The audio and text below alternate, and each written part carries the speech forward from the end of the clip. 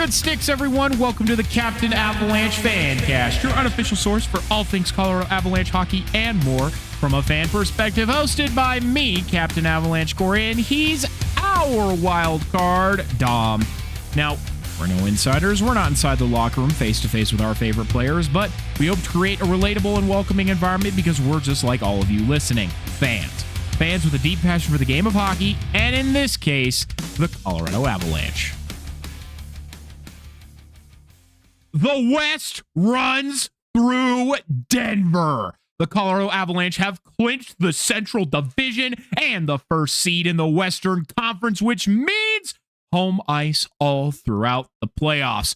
They're also one win away from clinching the President's Trophy. The playoffs are now 8 days away, which means the return of the Bracket Challenge. But before that, we still don't know who anyone is going to play except for one matchup of rivals. Speaking of, Colorado has taken down a few en route to this current status. An old enemy is back in the league. The Sharks continue the monstrous battle for the second wildcard spot. And in the East, there is a three-way tie at the top of the Atlantic. The playoff race is heating up and time is running out.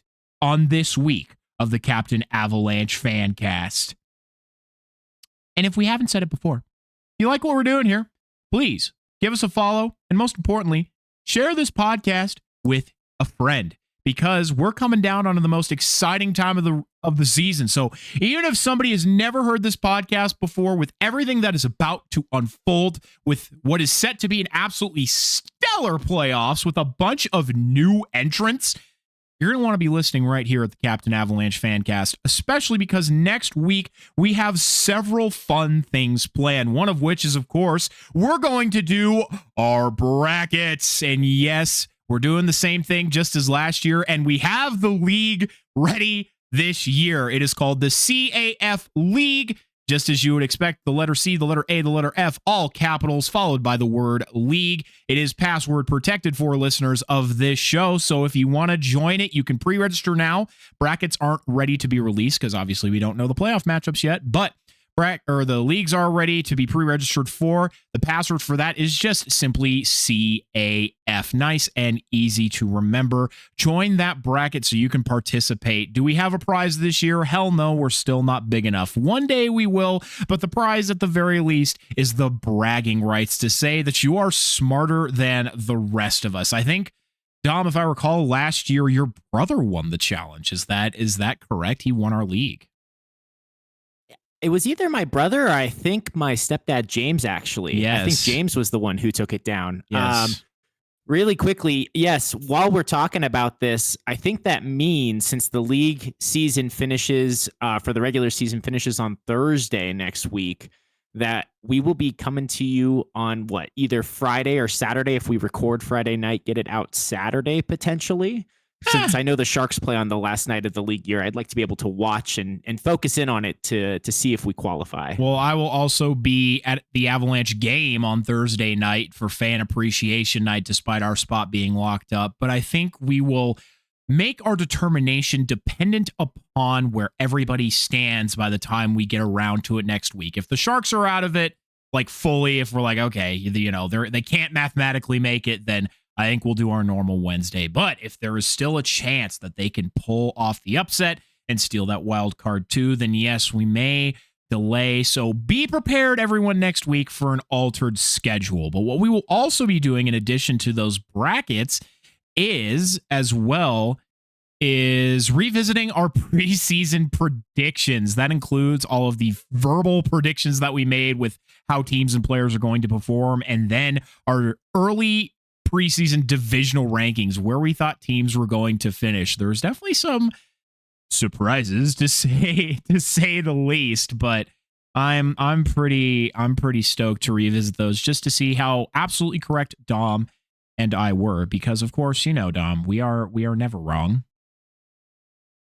Yeah, we are never wrong. It sucks to always be right. I know. You're live, I do air quotes here as I'm saying that, but your update from the Sharks versus Oilers game, Macklin Celebrini scored first to make it 1-0 for the Sharks on the power play, but Connor McDavid just answered with a power play goal of his own. So the best players on the ice are doing what they're supposed to do right now. It is 1-1 Sharks versus Oilers in the tank.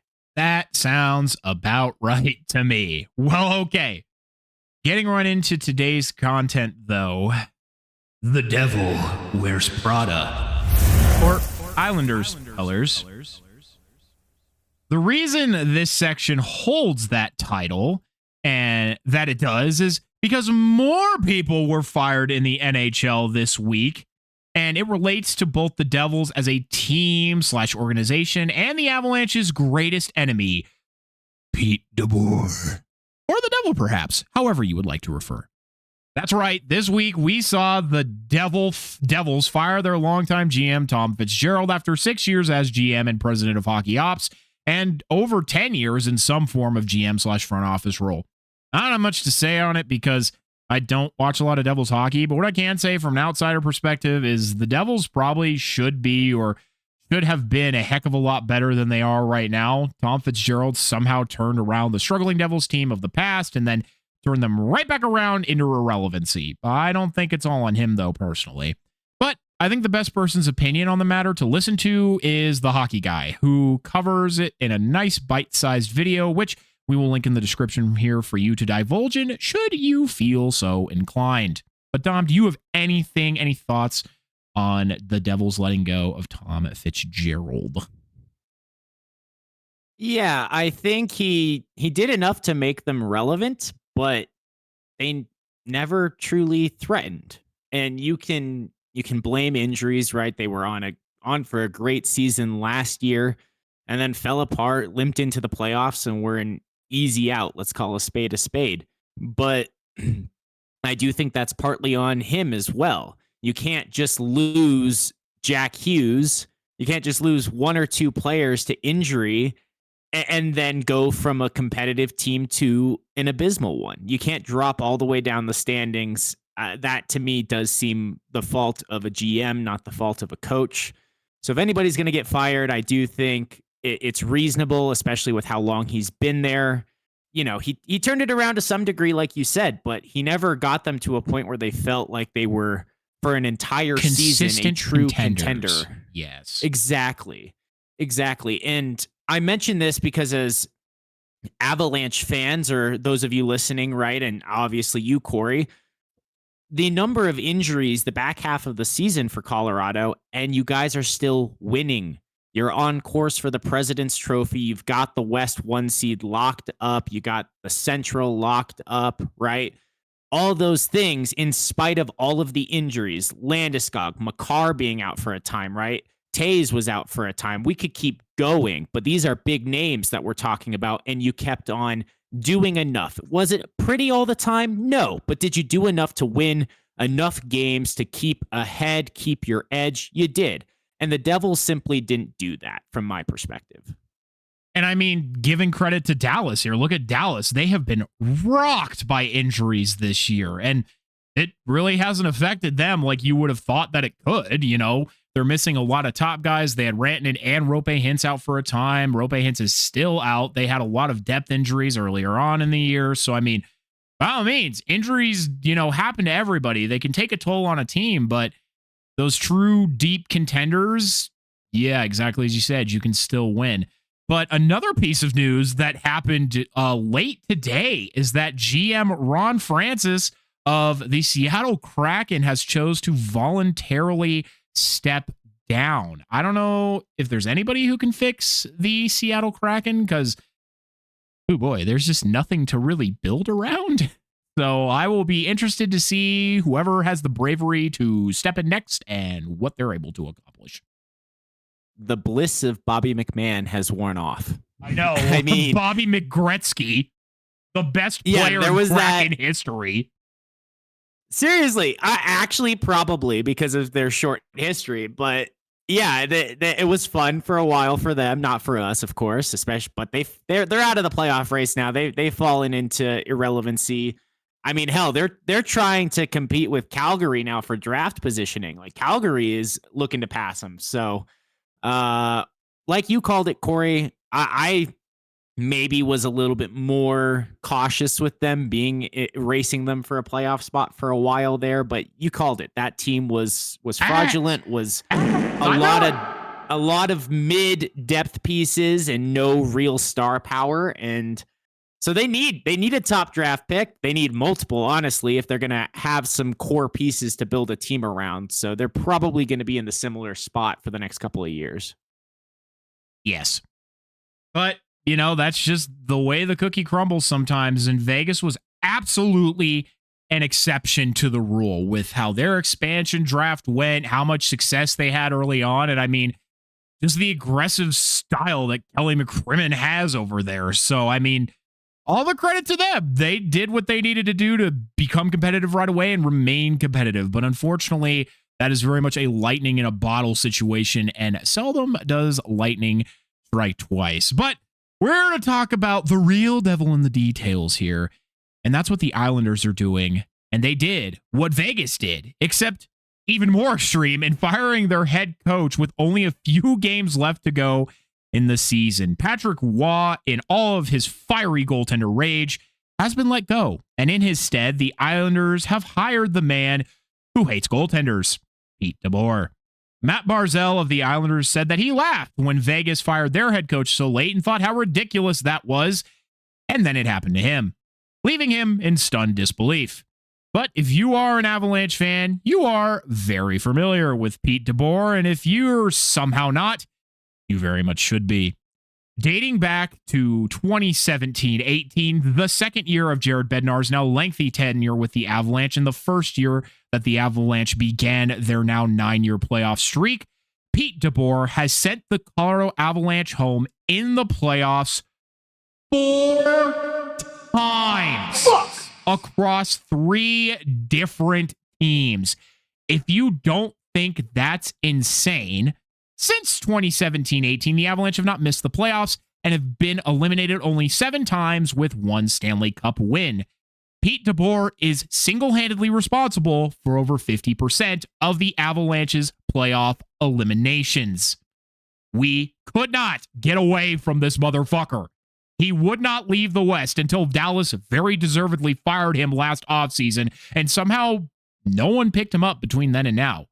There weren't any head coaching positions available at the time of his firing, and it is argued that the Dallas Stars organization did that intentionally. But coaches were fired all throughout this season, and yet DeBoer was still not picked up. Mind you, any team that wanted him had to ask Dallas for permission to speak with him, as he is still, or was, still within the last year of his contract there, but that's not a massive obstacle. Most orgs hired from within, but it was only a matter of time until a coach with as much success, though no Stanley Cups, as Pete DeBoer was scooped up by someone. And with high-profile organizations either looking or about to be looking for a new head coach, the Islanders took the initiative. They likely knew Toronto would perhaps be interested in his services, as Craig Berube's job is not long for this world. So, to prevent a conference rival from picking him up, they did instead, and signed him to a 4-year contract extension already? The ironic thing is, the Islanders may not even make the playoffs, but if they do, a conference final is guaranteed now, just like if you have Corey Perry on your team, you're going to make the finals. But as an Avalanche fan, I am rejoicing, as at least I don't have to see a team coached by him in the playoffs unless it is in the unlikely event of a final. Pete DeBoer has been a tormentor of the Avalanche organization for a long time, and it didn't help when he was coaching some of the team's biggest rivals. But we can at least breathe that the devil has at least gone down to Georgia or Long Island for a time. Yeah, the West can all breathe easy. The Sharks are one of those teams who've had Pete DeBoer before. I remember. And he's a good coach. I'll push back. He didn't single-handedly eliminate the Avalanche. The coach is on the bench, not on the ice. So personally, I don't know if he can be single-handedly to blame, but I know what you mean, my friend. He coached the players who eliminated them on the ice, all right? You know what I mean. I know how much he has tormented your nightmares, but I'm not surprised. I am, and I'm not surprised. I think Patrick Waugh has done a solid job in Long Island. I think it was a bit of a panic move. Yeah, I think so as well. It's not a move I don't think anybody expected, right? He has them on the edge of the playoffs when I don't think many people, if any, expected them to make it this year. They've spent a lot of time in a playoff position. We'll see if they get over that hump. What's interesting is if Carolina is supposed to make the conference finals, and if they do make it in, and now New York is supposed to make the conference finals, who loses earlier? But it'll be interesting to see. The East is still so exciting.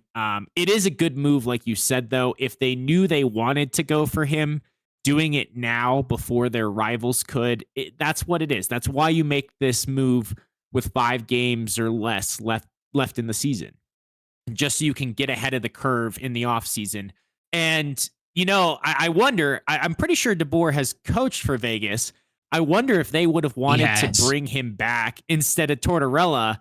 But again, being in the West, Dallas might have said no to Vegas and then said yes to these Eastern Conference teams. So for once, we'll say thank you, Dallas. I don't know about that. That's all speculative. But I do agree from the standpoint of, yes, it's the getting ahead of the rivals. But of the same token, it just, you're doing it with, I think, not enough time to turn around or reshape any systems that this young team is using. It's just really not enough time to make these adjustments. Vegas was already in a, pretty much confirmed playoff position. So really all they needed was a bit of bump and extra motivation that Tortorella is given. But Tortorella is not there to tear it down and put it back up. Whereas the Islanders explicitly stated they felt they had a weakness at defense. And it's like, that's all well and good.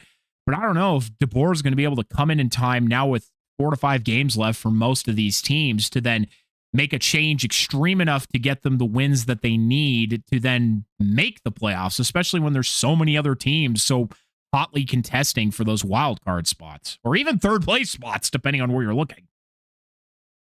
Yeah, and I think what you're saying there is a good point, because if it is such an extreme change, how fast can you make that change and make it consistent as well? Not just the magnitude of the change, but the speed at which you can do so effectively. And that's why I think it is a move for next year. They're not formally throwing in the towel, but to some degree they are accepting the possibility that they miss the playoffs this year. Now the question is, though, where does Patrick Waugh go next? Is he going to get Berube's job, or now that there's a GM opening in his good old New Jersey? No way. I'm not saying. I'm just saying. Like, I'm here looking at his hockey card. No, I'm just kidding. He's not. I'm looking at Brodeur's hockey card. Could you imagine, though, if Waugh on Brodeur's old team? That's why I don't know. That to me feels like funny. That's why I was so confused. You're like, his good old New Jersey. I was like, in no reality did Patrick Waugh ever play for New Jersey. What are you talking about? I was being facetious because of the rivalry of best goaltender and everything. I was trying to be funny. I'm not funny. No, you're very funny, Tom. I'm just silly. I'm a silly goose, not a funny one. But we're talking about playoffs, which leads me into our next and arguably biggest topic of the episode here. And that's, we still don't know who the Avalanche are going to play, but who would be best? Oh, yeah! But before we determine the optimization of first-round opponents, we now have a better idea on who it won't be in round 1. That's because of the games the Avalanche played this last week on a less than forgiving schedule.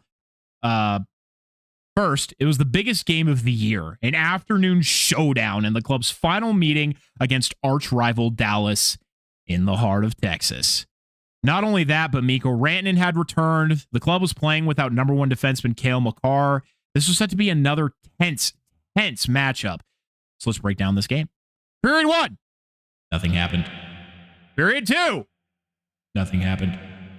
Period 3. Something happened. Whoa. I am being a little sarcastic, but truly, what else did you expect? The first game between these two teams was an absolute gong show that ended in a brutal shootout loss to Mikko Rantanen again.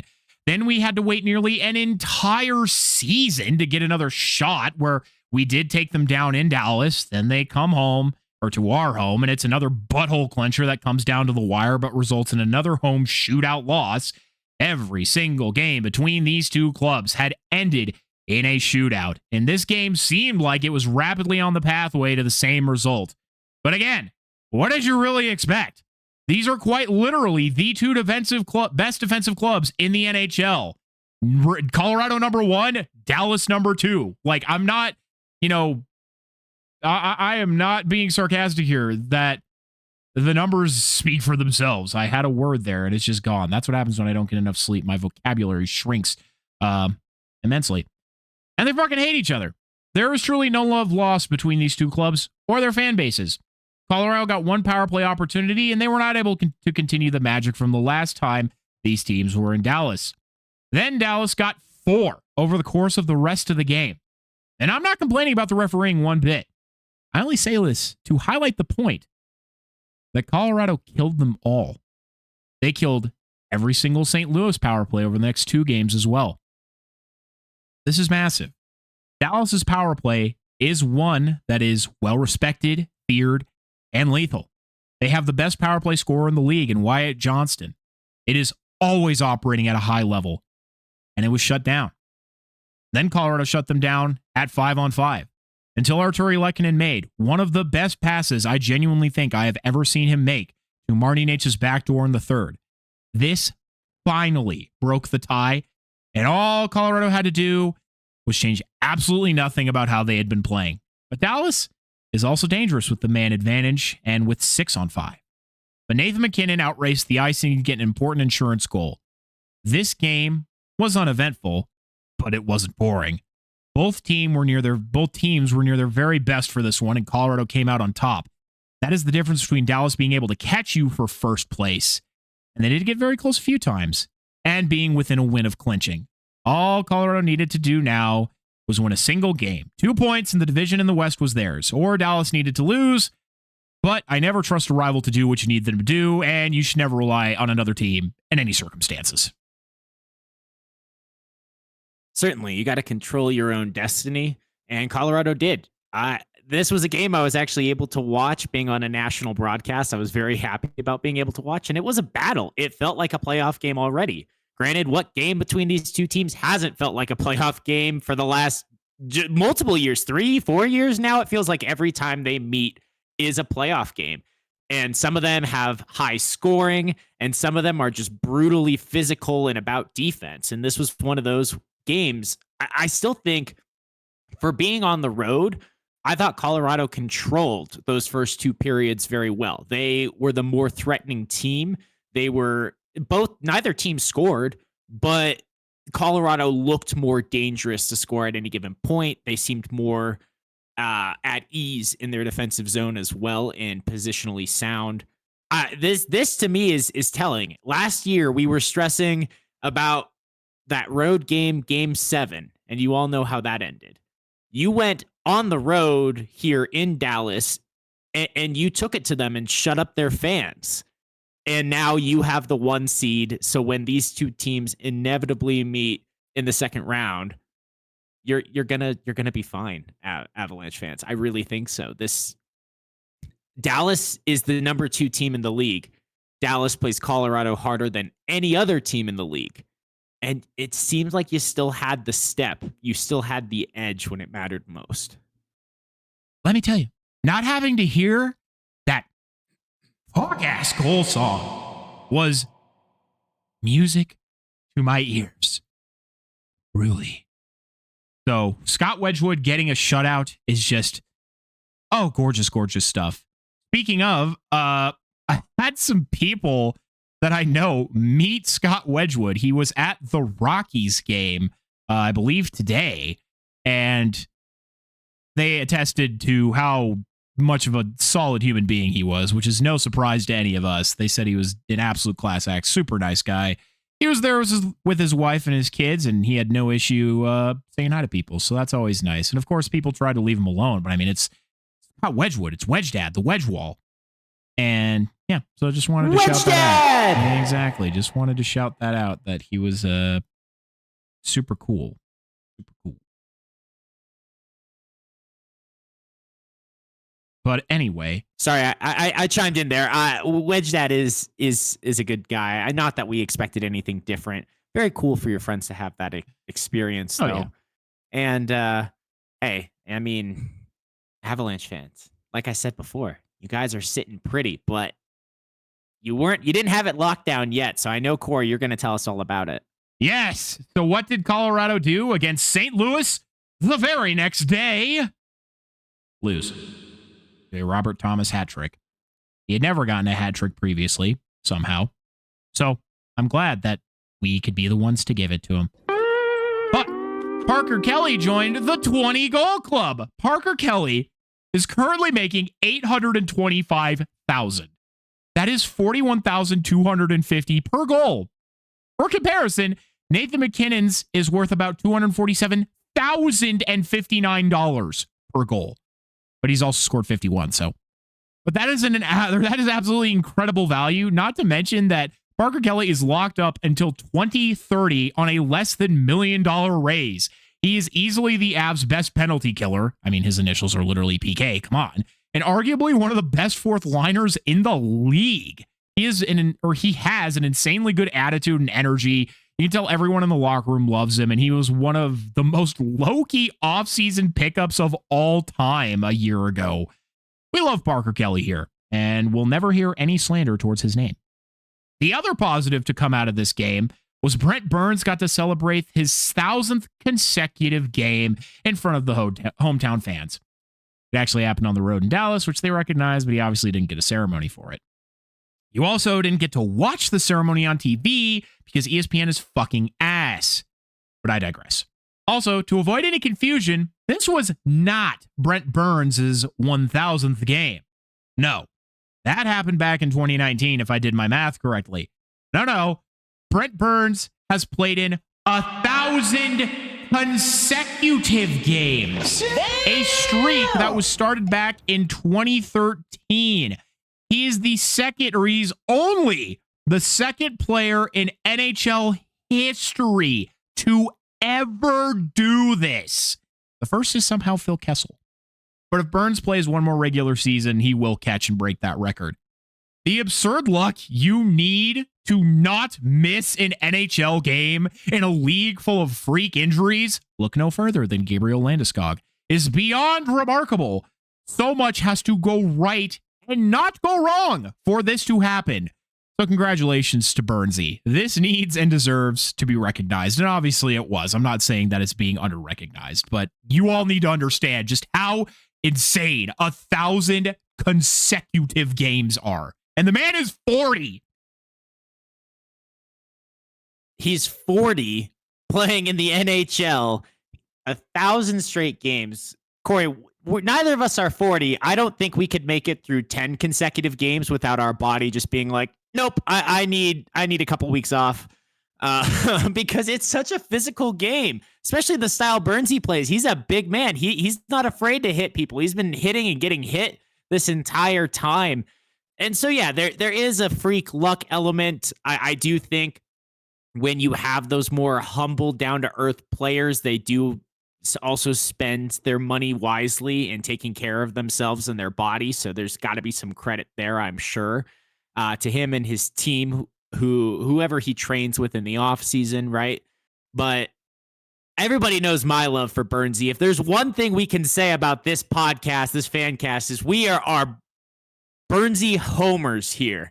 And I'm so happy for him. Like, this is one of my all-time favorite players. He deserves this. This streak goes back through with his time in San Jose. And he's such a good guy, too. There's no better person who deserves this just for the energy he brings to the ice, game in, game out. I honestly don't think anybody would ever want him to miss a game, even as an opponent, just because he is a stand-up guy and he's not someone who's going to try to hurt you or do something dirty. He has his big hits, but he's always been well-liked and well-respected around the league. And I can't, this would be speculation, but I can imagine not only his size, but also that makes it harder for someone to try to injure him. So maybe that played a role in his longevity. But in any case, regardless of why and how he made it here, he made it here. Second ever. That's incredible. I feel like it was Gabe Landeskog who said it, but it might have been someone else who said it, where they said 1,000 games hurts to say. So it just tells you, coming from another professional, just how unbelievably difficult this is. So yes, all the respect in the world to Burnsy. I'm so glad he's on the club. And I mean, yes, maybe he goes against retiring literally to probably sign 1 year in San Jose so he can retire a Shark. He breaks the all-time, consecutive games record, because all that matters for me is that he's here. He wins that cup, and if he doesn't want to retire, totally get that. He can, again, if he wants to sign here 1 more year, I wouldn't mind it, frankly. But otherwise, he can go back to San Jose, retire a Shark, break that record, and then, he has his ring, he has that record, and he can go into the Hall of Fame. And with how the Sharks team is doing with Macklin Celebrini and some of the future pieces, he could win a ring next year. I'll say it. Is it likely? Maybe not, but it's possible. A year ago when we were recording, if you asked me if that was even remotely possible, even a 1% chance, I would have told you no. But here we are. So there's at least now a 1% chance. So, whatever. I know it's not likely. I'm getting here in my sentimentalism, but I don't care. I'll believe blindly. I want him to get his ring here in Colorado, and then if he could get one in San Jose, that would just be chef's kiss. That'd be crazy. But anyways, there was a second game against St. Louis in St. Louis. The second game of a home-and-home. What happened in this game isn't too important other than a couple of key points. One is that this was the healthiest the Avs forward core has been all season. Everyone you expected to be in was in. No injuries forward-wise. However, Nazem Kadri did exit the game at one point. However, I've learned it was only a finger injury, which means OT winners are in our future. But otherwise, it does not seem all that serious, and really, he can just rest until playoffs if need be. The other scary moment, though, came with Scott Wedgewood. Philip Broberg ran him over, and he slammed his back into the post, which did not break away like it was supposed to. It looked very serious for a moment. He looked like he was on the ground writhing in pain, but it turned out he simply got the wind knocked out of him. He finished the game strong and said he was all right in the post-game interview, and clearly he was fine because he was out and about at the Rockies game today. I would have never forgiven St. Louis or Broberg for that transgression had the outcome been worse. But the other point is that the Avalanche scored a short-handed goal. It's only their second all year, and they haven't done it since November when Parker Kelly scored one. Thanks, Big Val.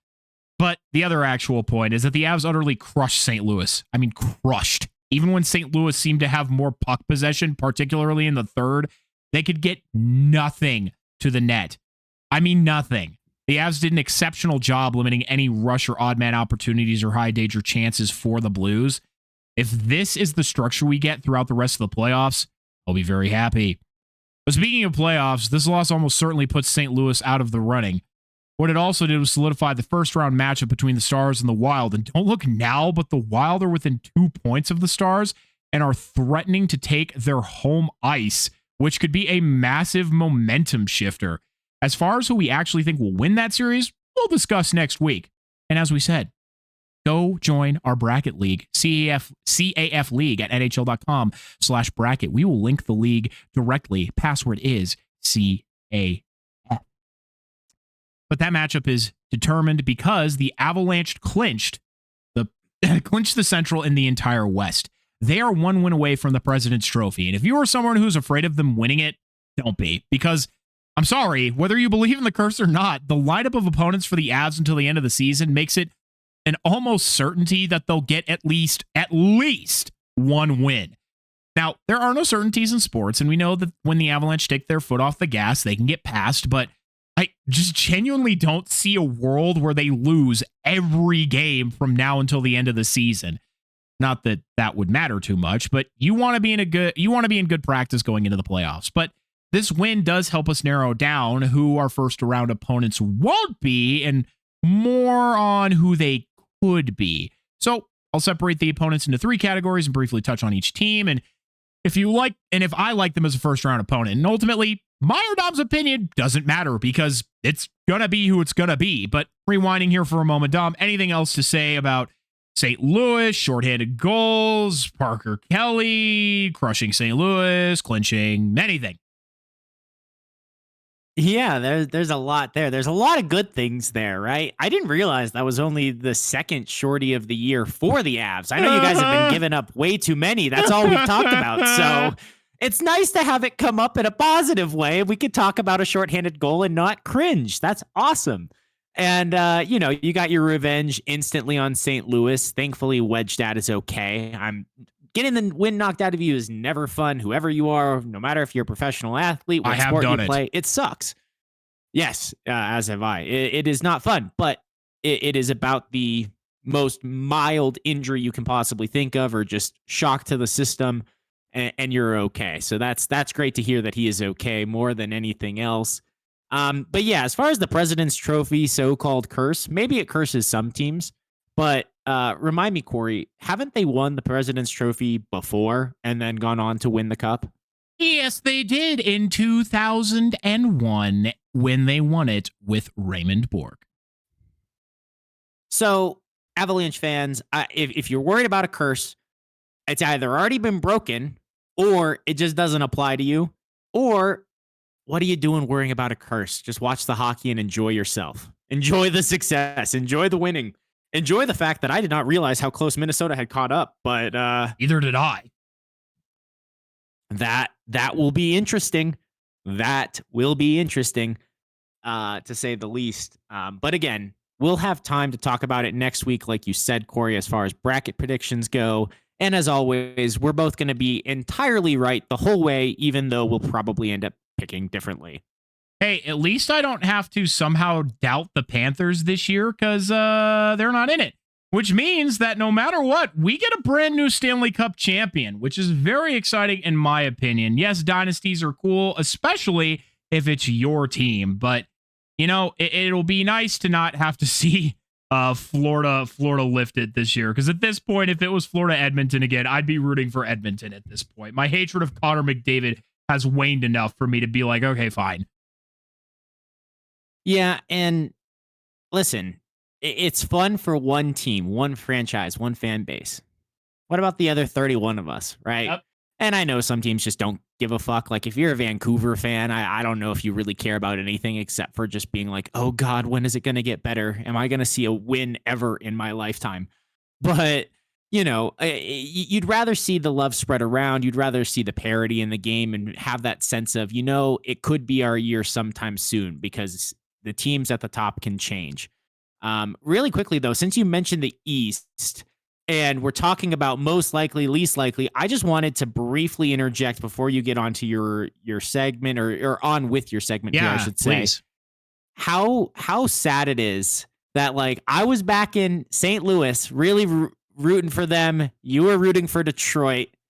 And somehow, some way in the East, they just both fell flat on their faces. So wait, I think you meant to say Columbus, Dom. Oh, what did I say? You said St. Louis. Oh, Jesus. Well, that tells you where my brain is at. Yes, Columbus. I did mean Columbus. Ironically, Columbus beat Detroit, and that is like their one win in the past 2 weeks. But both of them are sitting on the outside looking in, and it feels like they might just end up staying on the outside. So I wanted us to have a second to touch on that. Yeah, we absolutely can. Because I know you and I were both rooting for these teams. I've been rooting for Columbus for 2 years now. Really, really wanting them to crack the playoffs. I told you privately, Corey, that I thought a couple weeks ago when they were on that tear that I was picking them unofficially to be in my bracket, like my Eastern Conference Finals. So I'm an idiot.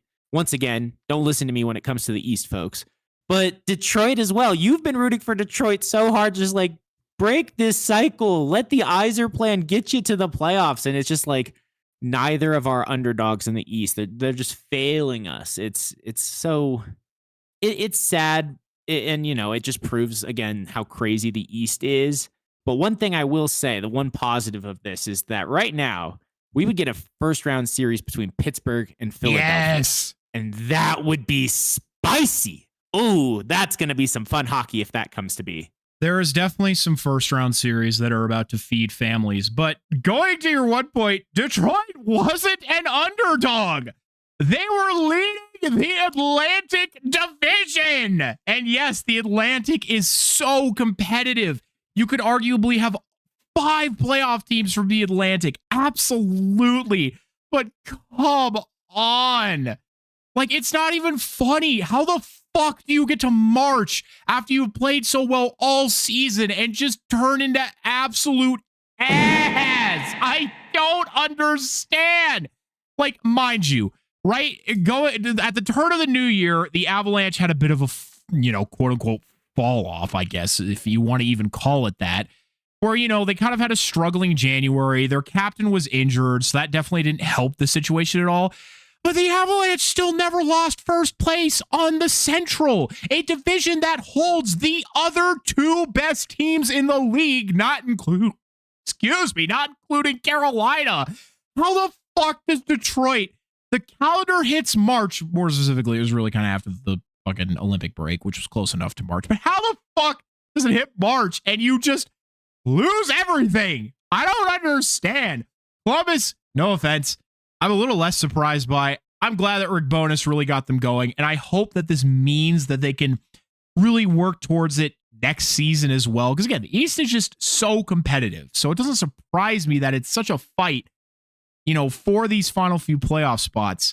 But to me, ultimately, I think what's really interesting now with the Atlantic is the 3 top teams all have 102 points. Buffalo has 102 points at the time of recording, but Buffalo and I think Montreal are also playing tonight. Buffalo has 102 points. Tampa has 102 points, and Montreal have 102 points. And I mean, all of these teams have been fantastic this season. I predicted Tampa would win the division. I predicted Montreal would come in second. So it doesn't surprise me that those 2 are there. Buffalo is obviously the biggest surprise, but this obviously can change a lot depending on who comes out with first and then obviously second and third. We could get any combination of first round matchups here, and I'm excited to see what it's going to be. Well, for those who get the reference, one thing is for certain is that who is in fact on first. That's insane. Come on. As far as my dad jokes go, that is a pull of culture from a long time ago. My mom's going to get a kick out of that when she hears this. Good. I'm glad. Shout out Abbott and Costello, y'all. For those who didn't know, my other favorite, 7 times 13 equals 28. Look it up. But, it is so interesting because you were telling me that Columbus was going to collapse. And I was telling you, I don't buy into Detroit in this Yzer plan. They have to prove me wrong first and not collapse. And I guess we were both right and we were both wrong. And we're both unhappy about being right and wrong, right? Follow that. But, even if they were in first, they just, coming out of the Olympic break, were not playing good hockey. They were not playing well. And we've already had one comeback story in the Atlantic this year. Buffalo is doing the unthinkable, right? And breaking that generational trauma, dare I say, with how long it has been. But I just don't know if you could have 2 teams go on that much of a Cinderella story in a single season, The Ides of March strike Detroit again. I do wonder if it's time for them. Listen, last team that fired Yzerman, you mentioned it, Corey. I think it was Tampa, right? Or was it Florida? And it was one of the Florida teams, and then they went on to succeed. It was Tampa, but he actually willingly left Tampa. That was his decision. Okay. Well, maybe it's time for him to willingly leave Detroit, and then I'll buy in that they can win. Yeah, go to Toronto. Enact the Yzer plan in Toronto. I want to see what happens there. No. Go to Vancouver. Oh, God. Vancouver needs some hope of building. They have 0 hope right now. They could at least be competitive and then lose and collapse in March again. But at least they would be competitive. Never forget, everybody. Vancouver was 1 win away from the Western Conference Final. They won a President's Trophy. Or no, they didn't win a President's Trophy. I'm sorry, that's inaccurate. But they did win the Pacific Division. The Pacific Division. Don't ever forget that. And it took them, 5 years less? Something like that to blow it all to hell? It took them a year. So, just remember that. It feels like longer. That's crazy, actually. Nope. Wait. It was a year. Oh my God. Oh, mind you, geez. that win that second round series against Edmonton was 2 years ago, but the very next year they missed the playoffs. So, yeah. Yeah. Okay, so 2 years from there to here where we are now with virtually none of them left, but Correct. still, that is, but Dom, my condolences, Vancouver fans. if you had, they're going to have a good draft. Don't you worry about them. If you had to pick, though, between Montreal, Tampa Bay, and Buffalo, who do you think is coming out on top with that Atlantic Division title? I did take a look at their schedules, and they're all kind of comparable with the games that they have remaining. So really, it's anybody's game who can pull out these wins. Let me see if Buffalo did, in fact, get the win this evening. They did. Okay, so they did end up coming back. Checked. They were down 3-2. So good to hear that. Oh God, they came back and won 5-3. Okay. That does not surprise me one bit. Okay, so yeah, I mean, who do you think takes it?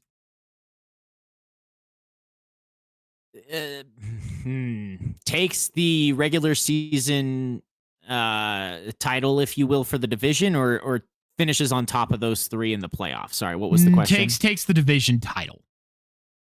Okay. Well, obviously, Buffalo, knowing that they're ahead by 2 points, it is easier to pick them. But honestly, I think the best game of the year was Buffalo versus Tampa Bay. And those would be the teams I would be waffling between anyway. I do think this Montreal team is really good. And the difference just is the bit inconsistent of goaltending. I have no doubt in their offensive capabilities, in Mr. Saturday Night himself and Cole Caulfield, right? But of the three, I trust their goaltending the least. So if you ask me, I'll go with the tiebreaker of that head-to-head game, that absolute thriller. One of the best games we've seen in years, by the way. Like, best regular season game we have seen in years, start to finish. I'll go with Buffalo. And I really don't think there's a bad answer here. I think ultimately Tampa, even though they've been floundering a little bit, I think they're going to make my prediction correct and still take it. I would like Montreal to do it. Oh, man, I might have to go back on what I said because Montreal has just been on fire lately. Now, I'm going to go Montreal. I can't go against my gut here. My gut says Montreal. Like, I was like, yeah, I just think Tampa will do it. But I was like, do I really believe that in my heart? No, I believe that Montreal will do it. And Montreal and Tampa play. So we'll get to know. And that helps me like my Buffalo pick better, since, you know, they'll have to beat each other up a little bit there. I believe, but you're right. Montreal has been on an absolute one of them tear. As well. Plays a rival as well. Oh yeah, what was it? Montreal won 7 straight? Was it 6 straight? Something like that. Something insane. I was across the room, but yeah, something insane. Yeah, I guess Tampa's lost a couple in a row. Montreal has won 7 of their last 8, I think it is. Or 8 of their last 9. 8 of their last 9. Jesus. So yeah, I'm going on the Montreal train. You might be right. And they're winning with margin. Like, they beat Tampa in Tampa 4-1. Exactly. To finish out March. Exactly. Okay. But I see you. Let's talk about the Avalanche now. And, you know, here's who's most likely to be their first round opponent. These are the 3 teams in the most heated battle for that second wildcard spot and have the best chance with the number of games left to lock up their chance to play Colorado in round 1. Such a nice prize, isn't it? Those teams are the Predators, Kings, and Sharks. As for the Predators, they currently hold the spot today and have a 1 and 3 point lead over the Kings and Sharks respectively, so they are far from safe, but they are creeping on Utah, who has 88 points in wildcard 1. I really would not prefer to play the Predators, and of these 3 are the ones I want to play the least. Mind you, every team I mention has a negative goal differential. The Predators just are the least bad. But they do have a quality goaltender in UC Saros, who has stymied the Avs throughout the regular season. That being said, so did Connor Hellebuck of a few years back and even this year. And the Avs developed an effective strategy to beat him in the playoffs. They have a strong veteran, but Nashville has a strong veteran core with obscene playoff experience. And many of those guys who had heavy down years last year are having a big resurgence this year. So they do have some scoring threats on this roster. Nashville does have a mixed bag of schedule going forward, and all are pretty massive matchups. Their next is against Utah, that's a 4-point game for them, and in which a victory could grant them a massive advantage. Then a tough matchup against Minnesota, in which Minnesota will very much be looking to win to overtake the Stars. Then a rematch against the Sharks and Ducks. The Sharks one is, of course, massive for self-explanatory reasons, and the Ducks need points, or the Kings might just come and take their third place spot. But this is not an unfamiliar opponent for the Avalanche, and ultimately the Avalanche will have to rise to any challenge throughout the playoffs from round 1 on. To be the best, you got to beat the best.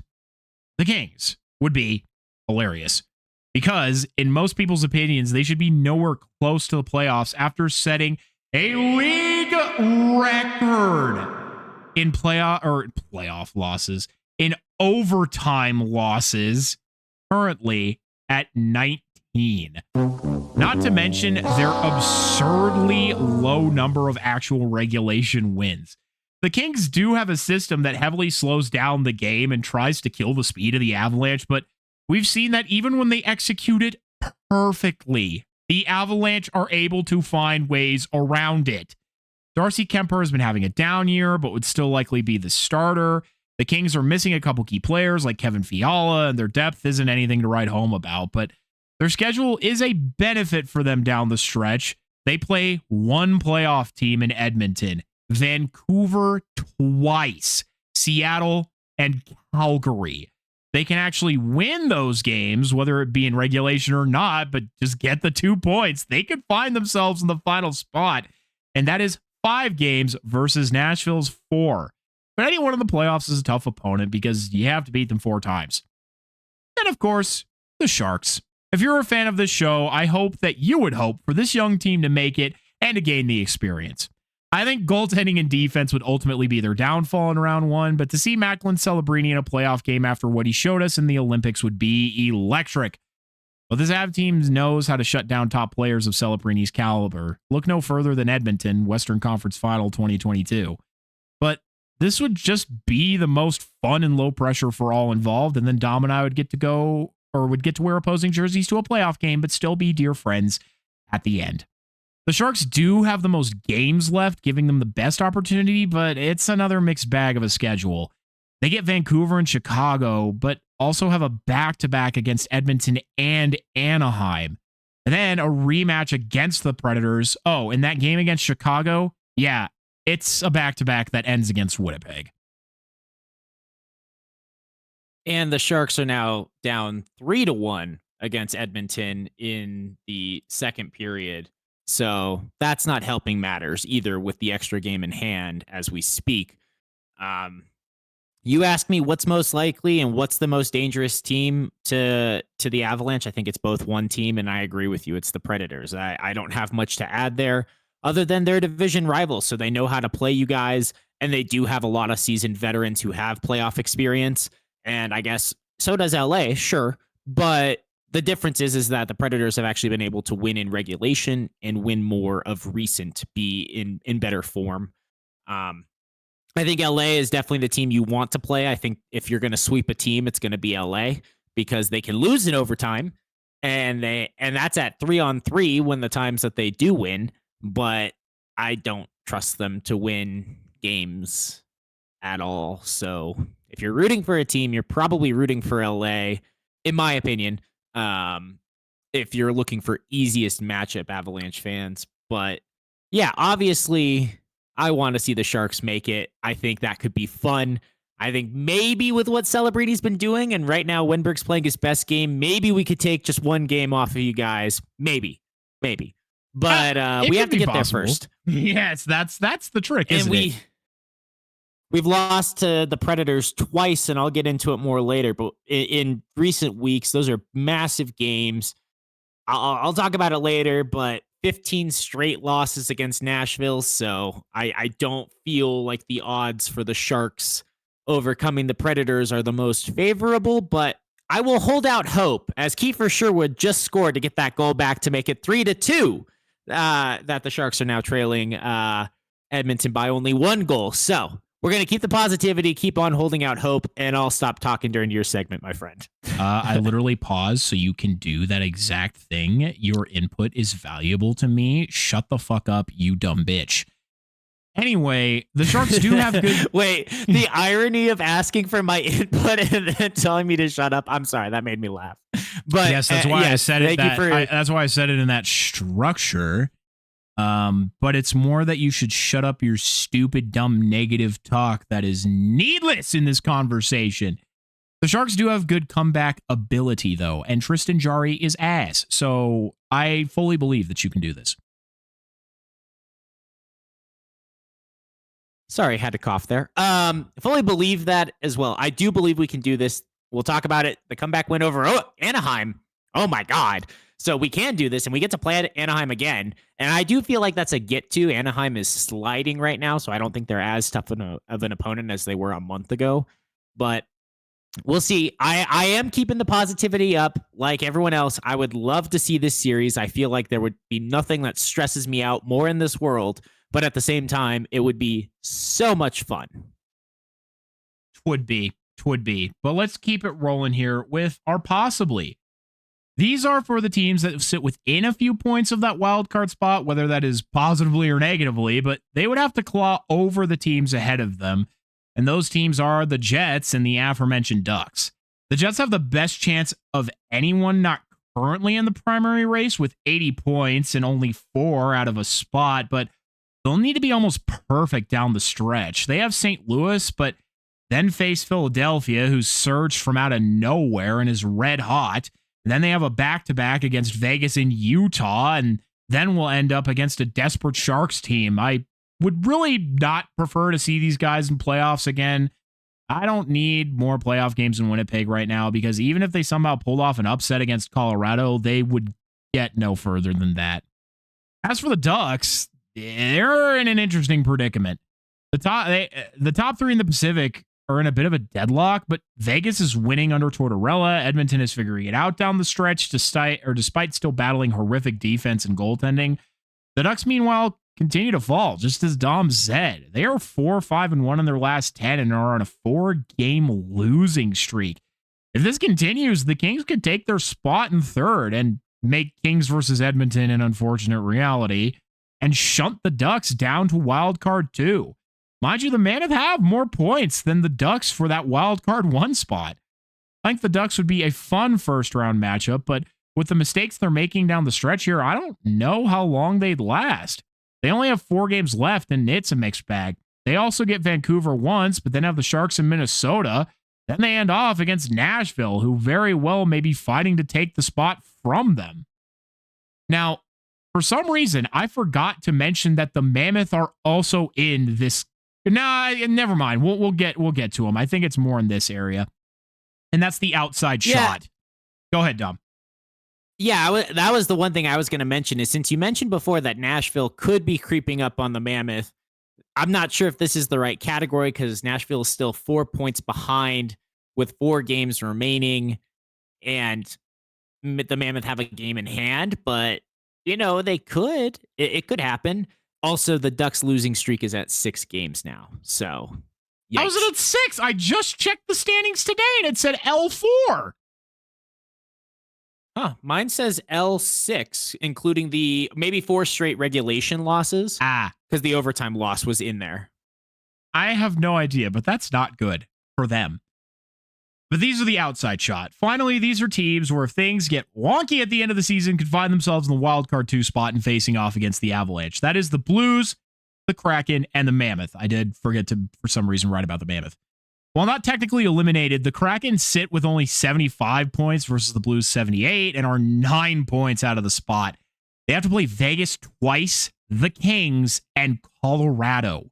The only spare they get is Calgary. It would be nothing short of a miracle where everything has to go right. That's not just them winning, but that's everybody else losing. For the Blues, I just would rather not watch Robert Thomas continue to score goals against my team. They were going to trade for that. They were going to trade that guy. Can you believe that? But Hofer has been their saving grace in goal for sure, and Bennington can also lock in, but I don't want to see them. They play Winnipeg and Chicago, but then they have to face Minnesota and Pittsburgh back to back, and then they face off, and then they end off against Utah. That's a tough final three. Now, as for Utah themselves, this definitely could happen if the scenario is right. But to me, it's one of those situations where so many things kind of have to fall into place for this to unfold that I don't necessarily see it as being a possibility. And to be honest, I really don't want to see Utah in the first round, not because I want to shit on them, but because I kind of respect the game that they put together. Yes, they have an inexperienced roster when it comes to playoffs, and their goaltending's kind of suboptimal, but man, do they play Colorado really, really, really hard. They did it every time we played them this season. I mean, it was tight every time we played them. So, I mean, kind of a team that I respect. I think they're definitely number 2 behind the Predators of who I really would prefer not to face in the first round. And when I say I don't want to face them, it's not because I don't necessarily believe that the Avalanche can beat any of these teams that they would possibly face. It's just, who do I maybe believe would give them the hardest time, or who do I believe would just be the most annoying, or who has the most annoying fan base? Mammoth. So yeah. But I'll tell you what, it's nice that we get to watch Dallas and Minnesota beat each other up for hopefully 7 games in the first round. Yeah, that's the thing, is I think the Mammoth would make it a bloodbath of a series. You're not walking through in 4 or even 5 games. I think that how close they've played Colorado, if they have a goaltender and they have options, they have 2 good options who can both put on a great game if called upon, then, you know, that could force it to 6. You want to be as rested and as healthy as you can be to face off against whichever team it is that makes it through of Dallas or Minnesota. So I agree. I don't think the Avalanche would necessarily lose that series by any means, but I do think it would be more physically tough on their bodies and make them less optimally prepared, right, to face off against the true contenders, the true threats. That's kind of where I'm at. I'm surprised that Seattle's even still in this. I feel like they should be mathematically eliminated by now. I know. I'm a little surprised as well, but I don't do the math.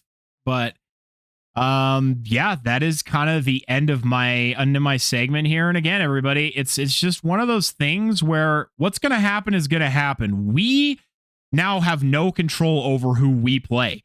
We did what we were, supposed to do here. We got the victories that we wanted. We've secured first place, which is what we wanted, because if it comes down to game 7 with Dallas again, we're home this time.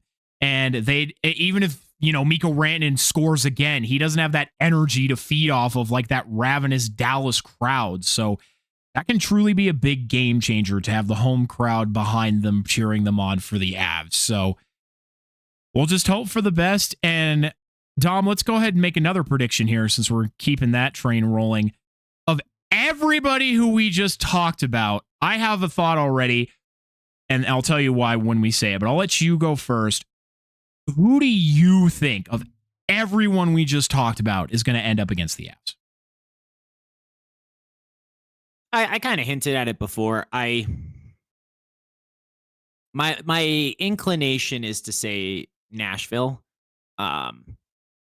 based on how they've been playing recently against the Sharks in particular. I don't think it's going to be LA. I don't care if they have a cakewalk schedule. They're going to find a way to go to OT and lose some of those games and get pity points instead of getting 2 points. I just don't think LA deserves to be in, and at some point, some karmic balance will come for them.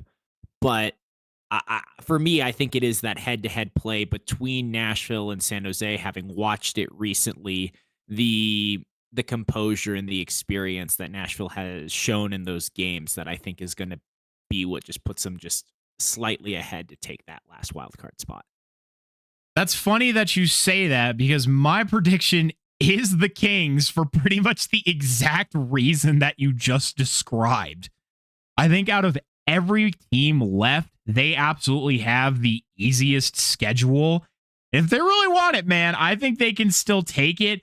Not to mention that they still have 5 remaining versus Nashville's 4. So, I mean, it gives them that little bit of an extra shot, I think, to go ahead and make it. And there's no guarantee that Nashville will be able to win all of their final games either. I mean, imagine if the Sharks are finally able to take them down, or anybody else, because I mean, Nashville has to play a couple playoff teams themselves on their way there. And I don't think anybody wants to just give up 3 points. So my personal opinion, I do think it's going to be, much to everyone's detriment, I think the Kings are going to somehow sneak in there at the end. And because we are both always right on this podcast, that means the San Jose Sharks are going to get that spot.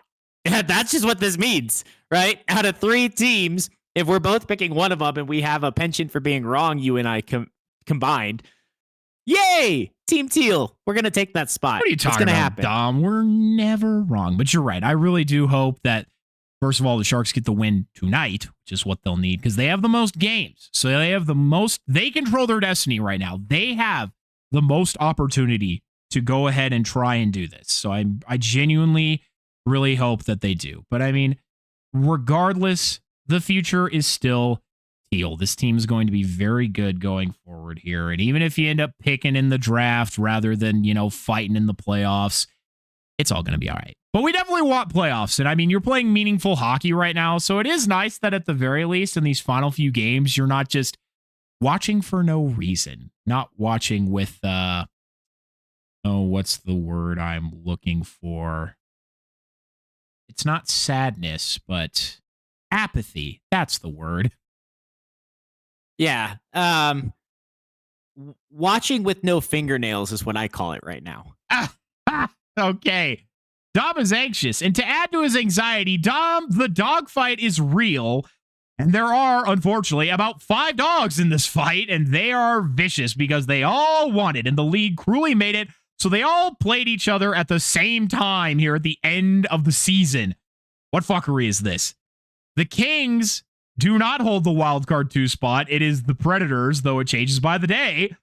As we mentioned, with 83 points. And they, of course, took Nashville, who is right now ahead of them, to OT, giving them a free points. They now have 84. Our boys in Teal are sitting at 81 points, thanks to a much-earned win. But behind them is the Jets out of nowhere with 80. And even the Blues are hanging on with 78. For all we know, the Flames go on a miracle run and steal the spot, though they can't now because they got eliminated last night. Can you tell I wrote this before last night happened? But Dom, this is about the Sharks. And after you gave up on them, they did not give up on you. They are still fighting and could still be the team who makes it. But how did this week go, and what needs to happen in this upcoming week to ensure that they are the ones who get to play Colorado in the first round? It's time for In the Tank with me. Right. What the fuck? I forgot. It's time for In the Tank with Dom. That was funny. That was such a good intro. I like that you shook it up and then I was able to jump in there. That's funny. It allowed me to distract myself from this power play the Sharks were on, because they give up a shorthanded chance and save it off of the goal post, like right off of the goal line on a wraparound. Then they have a 4-on-2 rush, drop the puck, and nobody picks it up, and give up another 2-on-1 rush the other way. So I am... Oh my God! I need something for my heart, man. I need having help. A good time currently, it seems.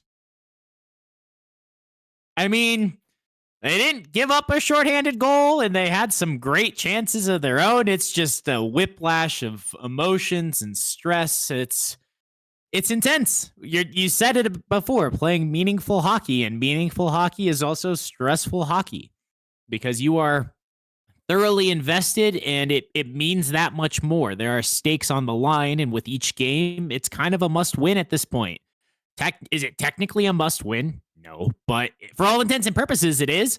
They've already lost to Nashville twice. They needed to realistically win 2 out of the 3 of those to have a surefire leg up on the Predators. So, it's the double-edged sword of playing meaningful hockey, right? And it's worth it. The stress is worth it. I get to be here talking excited instead of being apathetic and depressed in previous years, previous episodes, right?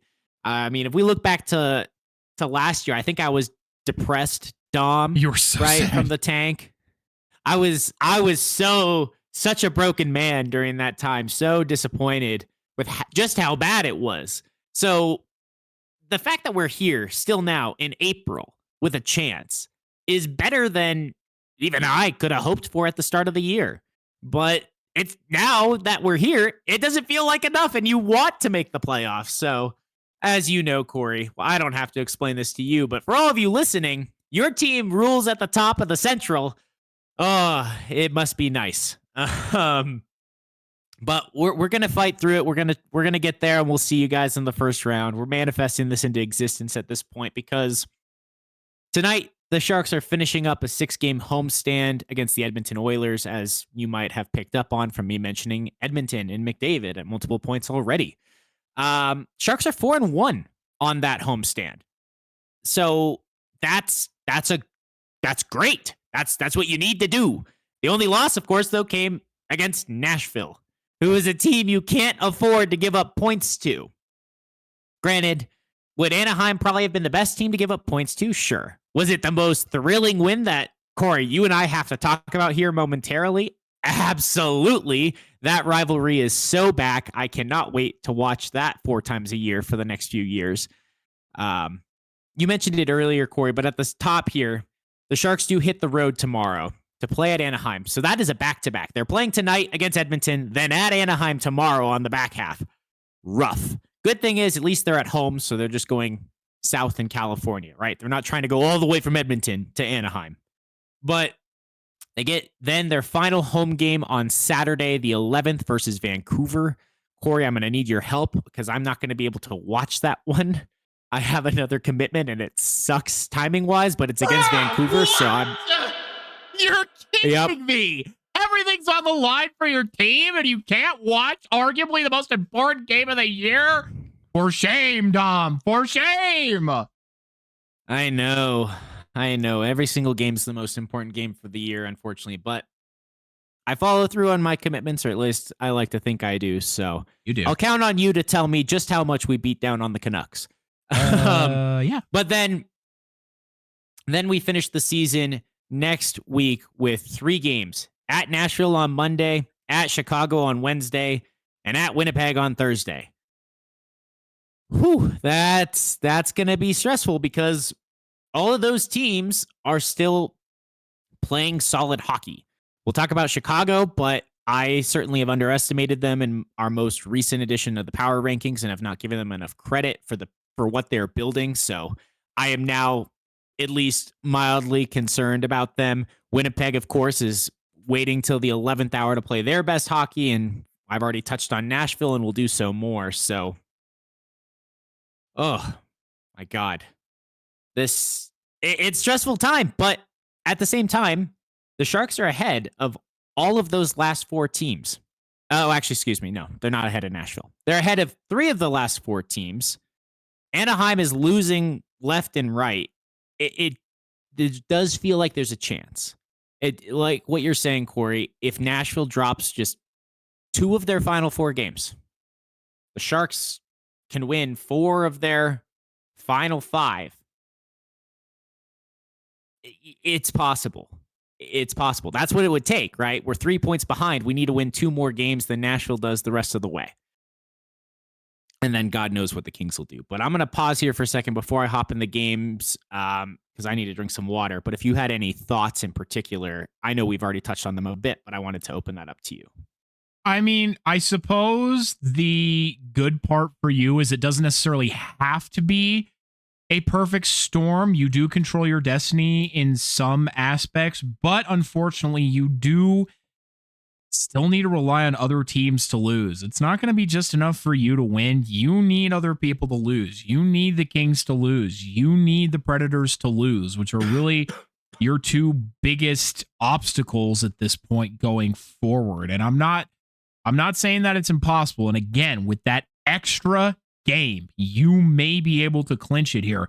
Not to mention, you have the tiebreaker, at least with the Kings. I don't know if you do with Nashville. I believe you do. I believe you have more regulation wins than Nashville. So, I mean, all things considered, if it comes out to a tie, the Sharks have at least done enough for themselves to clinch the spot off of the fact that they are finally able to win games and they are winning them in regulation.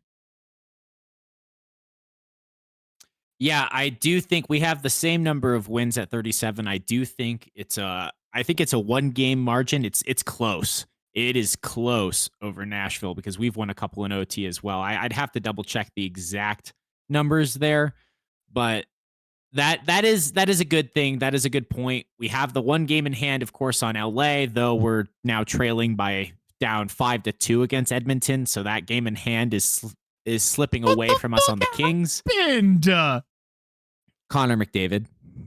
Yeah, that tends to be a problem for most people. Yes. Yeah. And after hyping up Nedeljkovic, he's starting in net tonight. And you know, well, it's been less than ideal. Granted, again, it's McDavid, so I don't know if it would have been better with Askarov or not. But we'll give up the game in hand on LA. I like our odds against LA a little bit better, but that does mean, you're right, we need Nashville to drop games because then instead of having 2 games in hand on them, we only have 1 to make up 3 points. Math doesn't math there. So we need them to lose more than we do the rest of the way, which means more than ever, need that head-to-head win over Nashville. But how about some positives? We were here chatting on April Fools, and Macklin Celebrini did his thing. I was talking about how he was at 102 points at a certain point in that game, right? Taking sole possession of second place on the Sharks franchise all time for most points in a single season, trailing just Jumbo Joe Thornton for the franchise lead. But he went on to get 4 points on 4 goals for the Sharks in that game. Oh my, Corey. I'm at a loss for words with this comeback. This was Sharks versus Ducks battle to the death, to the last moment of old. Oh my God, the nostalgia for the 2010s that was coursing through my body. I don't know if you remember, but I couldn't even text you in all caps. Like, I could barely form words watching this. I'm struggling to form the words even now, reading them off of my notes. So, Corey, I'm gonna call up on your help here because I'm still even now in shock from this comeback win. I mean, it was awesome, right? It was just one of the most electric things. It almost had that playoff feel in terms of just how electric that it was. I was so happy that I watched no other parts in this game other than that back half of the third period. And boy, that was really all you needed to see. Sharks are down 3-2, need this win. Obviously, they need every win going forward, but they need this win. And I mean, it's against the Ducks. The Ducks are just shutting them down. They can't quite break through. But of course, they have Macklin Celebrini, who puts on an absolute show to score the tying goal with very little time left. And then you're like, okay, you know, they're going to be able to push this to overtime. This is really good. This means they'll at least get a point that'll help them towards the playoff race, even if they're not able to pull it out. But then out of nowhere, another immaculate play, or more like immaculate play, appears out of seemingly thin air. And I believe with less than a minute to go, Alex Wenberg gets the go-ahead goal to put the Sharks on top, and the roof on SAP Center, the Shark Tank, literally blows off. And I'm pretty sure Randy Hahn died. Randy Hahn with the call is a legend. Absolute legend. But you're absolutely right. I'm going to rewind us to the start of the third period, since that wasn't where you were watching. But Macklin scores 27 seconds into the period to tie it back up for the Sharks. I feel like we had talked about when you asked me right as we finished recording what the score was, and after 2, it was 2-1 for Anaheim, and boom, to start the period after we've logged off, and I've got the game on the TV now instead of just on my phone in my one ear with like a Bluetooth earbud, right? Boom, Macklin gets it from Will Smith, from Colin Graff. You know, I've said it so many times this year. And then Troy Terry goes, and just a couple minutes later, gets one unassisted. And Zach Ostapchuk was not having it. Just a mere 40 seconds after that, he goes out and fights Jeffrey Viel for the Ducks and just riles up the entire arena, riles up the bench. And no, they weren't able to score right away, but they kept on battling. Ducks might fly together, but Sharks swim together.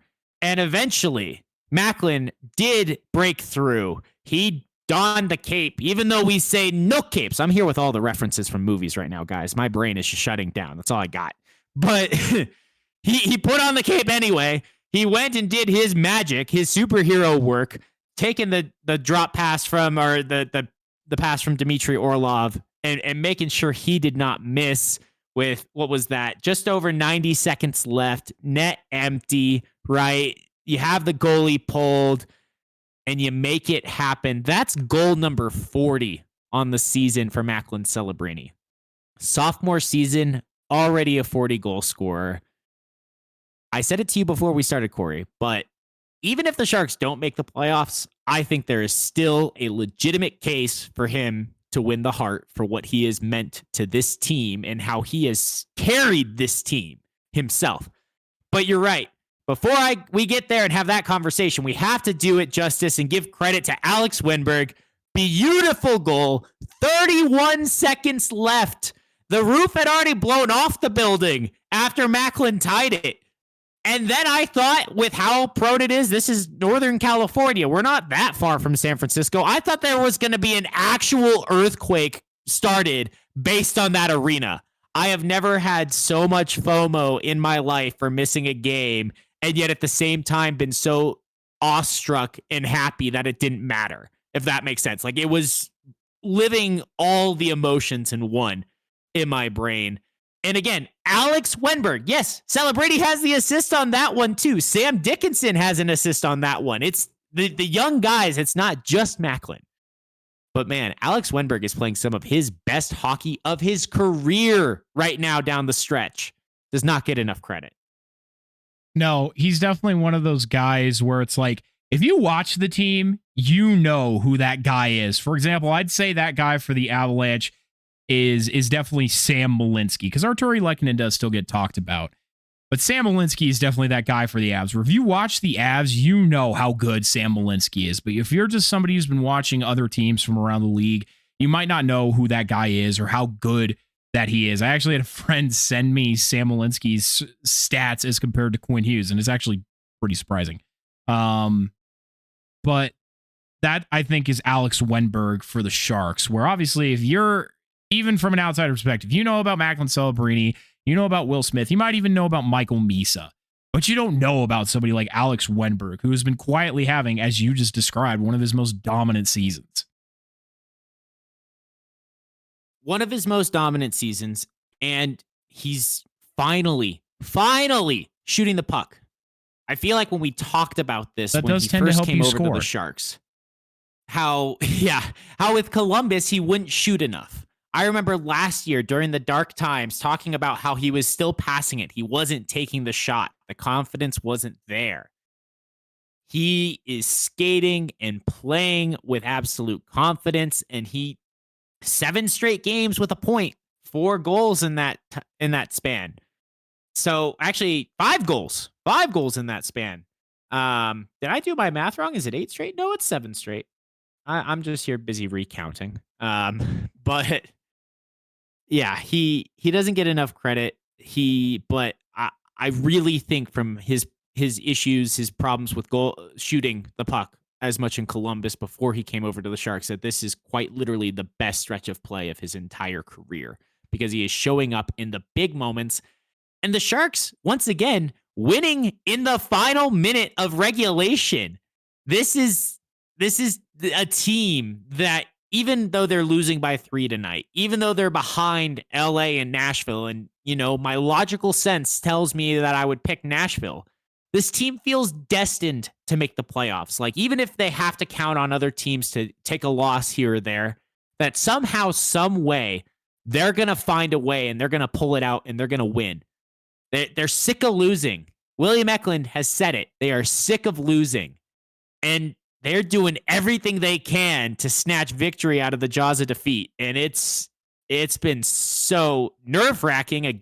Once again, I'll keep saying it, but absolutely thrilling hockey to watch, as I'm sure you would agree, Corey, from having watched as a not diehard Sharks fan, but a converted second team Sharks fan. Yes, you've absolutely made me into a Sharks fan. I can't wait to watch this team as they go forward into the future. And I mean, eventually the Avalanche might end up being bad. I'm not going to say that they will. Again, there are no certainties in sports. And I trust Chris McFarland and Joe Sakic. Maybe they'll be less good than they are now. But God forbid should the day ever come that the Avalanche are bad. I know the Sharks will be very good. So when I'm sad about Colorado, I'll just turn to the Sharks and be like, okay, this is at least good. And boy, oh boy, the day that the series finale or that the Stanley Cup final comes between them and the Montreal Canadiens, boy, oh boy, I am waiting for that because, first of all, I'll be happy either way. I would prefer the Sharks to win, but I will be happy either way because I love both of those teams, to be totally honest with you. And man, that's just going to be pure fireworks, just aura all over the ice. This is going to be awesome. Yeah. Imagine a playoffs where you see Sharks versus maybe if they're the 1 seed and Chicago sneaks in if they're a year ahead, Sharks versus the Blackhawks. And then the second round against the Ducks. And then they go on to meet a team like the Avalanche or one of the Titans of the Central. And then they go on to play Montreal. That would be fun. A lot of young teams, a lot of great talent on the up, and some great matchups we'll get to watch. I love having that rivalry back. Like, I don't like playing LA. I judge them and their inability to win in regulation. The Sharks are a better team than them, and nobody can convince me otherwise because they're fraudulent and just I don't think they disagree with you. But Anaheim, it's a battle, and it's fun to watch. And I hate Vegas's stinking guts. I hate LA just because it's LA, and I don't like their sports teams. I just don't like LA teams. I think it's a You're not a NorCal versus Dodgers SoCal fan, Dom? Oh, I hate the damn Dodgers so much. My mom's a Dodgers fan, but I hate the Your damn mom is Dodgers a Dodgers so fucking fan? much. Yeah, she is from her time in Southern California. But enough about baseball. I don't want to talk about baseball, but I enjoy this rivalry. I enjoy watching the Sharks play the Ducks. There have been some hard times. There have been some really shitty moments when we were the 1 seed and got humbled in 7 games with our, quite possibly before Macklin Celebrini, our best roster ever, right? And the 8 seed Anaheim Ducks come in and steal it from us in Game 7 and go on a run, winning multiple Game 7s in that playoffs. It hurts. And that memory still hurts. But at the same time, it was so much fun to watch. It is, I can't hate them the way I hate Vegas.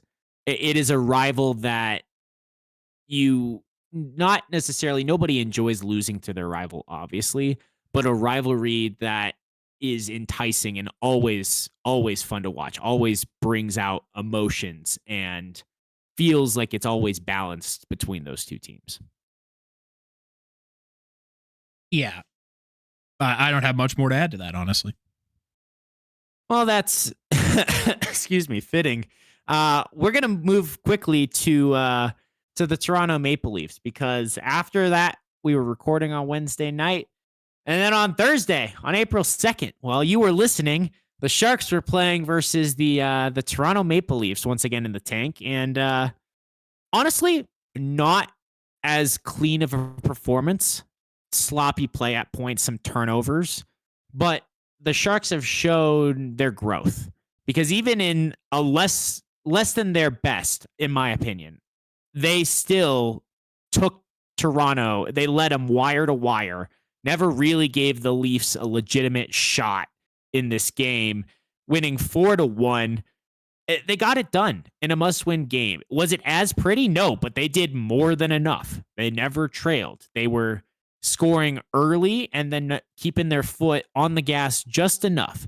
Again, some sloppy issues on defense. The penalty kill failed on its one time being put out on the ice, but Tavares will do that to you sometimes. the Sharks get their second win all season when Macklin Celebrini did not log a point on the night. That kind of tells you it wasn't their best performance. If Macklin didn't get a point on the night, typically it's not even that he's going to score on his own, and nobody can score every game.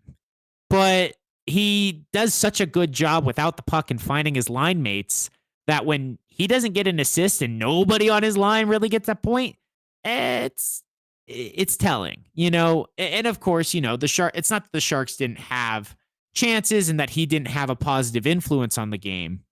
But I feel like part of the message here is that it wasn't their best game. Macklin Celebrini didn't get on the board. The top line was held silent, and it didn't matter. And sure, this is against Toronto. This is against a team that is eliminated in the East, but it's also in the East and a better team and a team that could reasonably be expected to push the Sharks. So, Corey, other than that, I would just like to highlight a couple of things and then get your thoughts. Colin Graf scoring his 20th goal of the year as an undrafted player in his sophomore season. Only the fourth San Jose Shark all time to go undrafted and score at least 20 goals in a single season. That's good for fourth most all time behind just Joel Ward, Todd Ellick, and Kelly Kissio. And I always hype up Graf, but he is doing things that you don't expect. He's an undrafted player who wasn't sure if he would make the team, but he said, I'm making this team in camp. He was determined. He had that grit. He is a utility player who can shift up and down the lines. In this game, he's playing on the third line with Michael Misa and Tyler Toffoli. In some games, he's playing up with Macklin. And I've already established he is by far our best penalty killer. So he's a restricted free agent at the end of the year. GM Mike Greer, work your magic. Let's keep this guy around for a long, long time. He is such a culture, effort, grit player. And again, big milestone. It's not something you could ever expect. Nobody could have expected this from Colin Graf before the season. Yeah, what is it now? It's the McGrill line, the Mac, what is it now? What are they calling it? I guess it could be Mac Grill if that's what you're trying to do, or McGrill. It's like the Will Mac combo, but now they're calling it something else. I don't know exactly. I've heard so many different things. They call it when Chernyshev's out there the kid line, but Graf's so young you could call him a kid line too. He's like the same age as these guys as far as season experience. So I don't know the exact name. I just hype up Colin Graf and say there's a name. Don't underappreciate him. Oh, this is gonna annoy me. I'm gonna keep looking for this right now. It was on social media because it was like with Colin Graf now. They're calling it the like McGrill or something. What are they call? Just keep going. Hold on. I need to find this. This is gonna annoy me. All right. Well, other than Colin Graf hitting that milestone in this game, you have Zach Ostapchuk who opened the scoring, and Chucky has been playing well. I've said it a few times, but as far as being a center who can win faceoffs, he's big and he plays big, but he still is not afraid to actually play offense. He is the fourth line center we need for the long term. He is young. I would love it if we could sign him here to an extension similar to Parker Kelly, get him at a modest upgrade for a 6-year period, eventually be able to trade him if we need to, but he's had a heck of a season. And I think with all the other pieces coming in, even if he's not scoring as many goals or points as Zetterlund was, his value in the faceoff circle, he's getting better over time as a penalty killer, although that's been rough. I'll get there. Zach Ostapchuk, he's going to be a good piece of this core and definitely someone that Coach Warsofsky really likes how he's been playing and having on the ice. And beyond that, then this was the William Eklund game, because he had a heck of a game. He's been a bit snake bitten all year. He ended up getting 2 points in the game, a goal and assist, and was the second star of the night. He was playing on that Wenberg and Kiefer Sherwood line. That line is spicy. They have some physicality. Corey, I know I've told you, but for everyone listening, when William Eklund plays on the same line as Kiefer Sherwood, it unlocks something in him. He is the eldest of our young guns, if you will, that is homegrown. And he is playing with that ferociousness, whichever one of those is grammatically correct. Ferocious ferocity? It's Grill Mac. Grill Mac is what they're calling it. Grill Mac. Grill Mac. Instead of Will Mac, they're calling it Grill Mac. See, this is where AI is useful because I can just have it scan all of Instagram for me. That is true. That is how you're supposed to use AI. That is what it is for. Because Google doesn't help me. So I'm just like, okay, fucking Gemini, tell me what this is. Right. Well, generative AI bad. But yeah, I mean, I guess I've highlighted the key points I wanted to say. Last thing, Gaudette got the empty netter off an assist from Eklund and a step check who were out there. It was nervy times late in that game when Toronto had the goalie pulled. There were a couple times where the Sharks iced it and they looked gassed, but they were able to make it happen, get it done. Gaudette got the empty netter, and the goal horn sounds, and the Sharks take another win at home. A must-win game. Again, not their prettiest game, but again, they did what they needed to do. They handled their business. A win's a win. That type of play would not fly against a playoff team, but good news is you're not playing a playoff team when you're playing Toronto, and you're on the back half of a back-to-back. I can understand it. And they did what they did. They did their job. They did what they had to do. Yeah, and I think that's where my biggest issue is right now with the Sharks is just some of that decision-making is still not the best, especially when it's coming down to the end of the game where they're either having to defend a lead or they're trying to make a comeback. Just some of the things that you see them try and execute, you're just like, why is this what you're trying to do? And I think the best way to put it is what Randy Hahn, and who is his co-host again? Please remind me. Well, it varies, but I like to think of his co-host as Drew Remenda, who's like in between the. I was going to say who's the old guy? Oh, I mean, Drew Remenda is pretty old. If you're thinking. Okay, we'll go with probably Drew Remenda saying this. You know, is that the Sharks, and I've seen this, they seem to be trying to force a play to happen a lot. They're trying to make that basically 1 in 10 pass to create, you know, a scoring chance. But it's like, guys, if you just did, first of all, what was working before, you would have a lot more success. Or if you slow down, yes, time is getting short, but they have a tendency to rush when the pressure is on. And that often leads to them making more mistakes or continuing to force those plays that just aren't there. Like, instead of going for the more logical passing option, they just go for something that, again, is not really available, but they're trying to make it happen just on pure talent alone, and it's just not working. Yeah, and, you know, they're young. That's part of the growth curve. That's the one excuse you can give, but at the same time, you're in a playoff battle. You're saying you want to be in the playoffs. That's what you're playing for. You need to play with your fundamentals first and then let your talent shine through. But you can't sacrifice the fundamentals, the positioning, just possession. The turnovers have been so costly in some of these games. And I think the timing of how you mentioned this is perfect because the next game was against Nashville on Saturday, April 4th.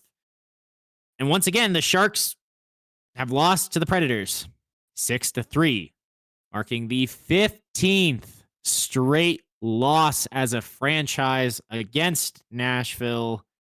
That goes back all the way, Corey. Do you want to guess the last time the Sharks beat the Predators?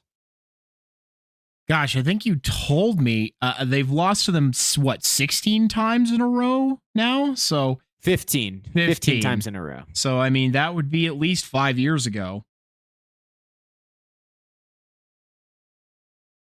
Last time the Sharks beat the Predators, November 9th, 2019. In a 2-1 game. They technically lost the 2 games prior to that as well. So they are one of their last 18 against the Predators, going back all the way to 2018. Or no, earlier in 2019, it looks like. Yeah, earlier in 2019. Ooh. Yeah. Brutal. And this time around, I guess it wasn't as bad in the first period.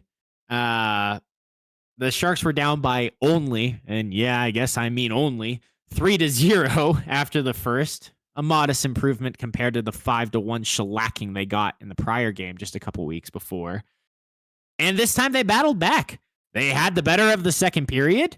They made it 3-2. They scored early in the third period. It was Wenberg again showing up just a minute into the third period to tie up the game, right? You have Nick Leddy scores his first goal in teal, right? We're almost at the end of the season. He has spent so much time with the Barracuda, and finally, Nick Leddy gets a goal for the Sharks against the Predators.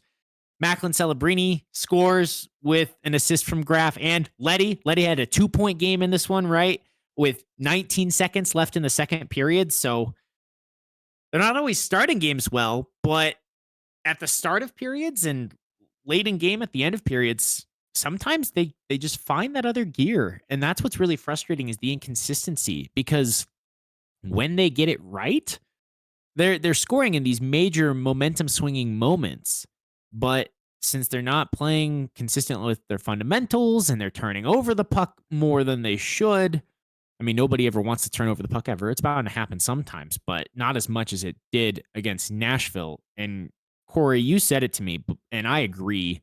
Late in that third period, it's not that Nashville won this game. The Sharks definitely lost it.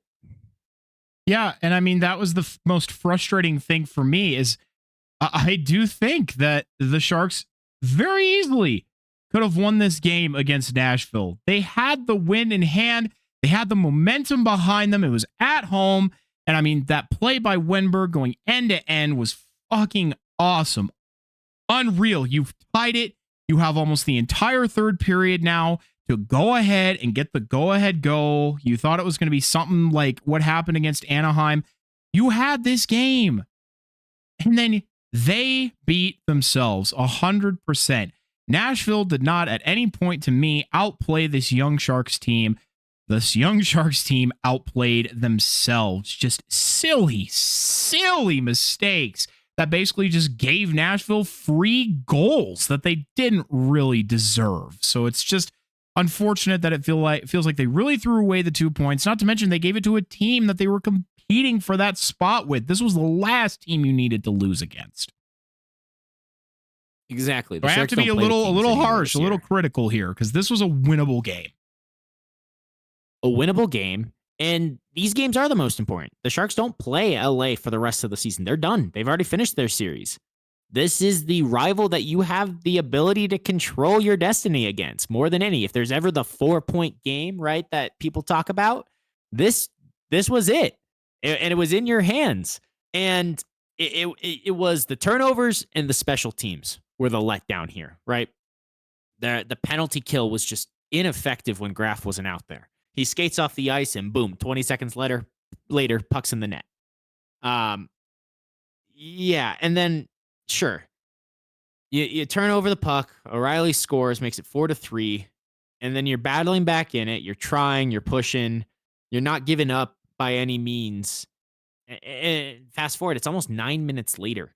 You're on the power play with just over 3 minutes remaining in the game. This is your shot. Go take it. Take the tying goal, right? Make it 4-4. You've done this in this building before. You're at home in the tank. You're going to blow the roof off again and then win again. Pull to do the same thing again. You've done it. You know the blueprint. And instead, you give up a short-handed goal at the worst possible moment. That was a backbreaker to make it 5-3. And then sure, whatever.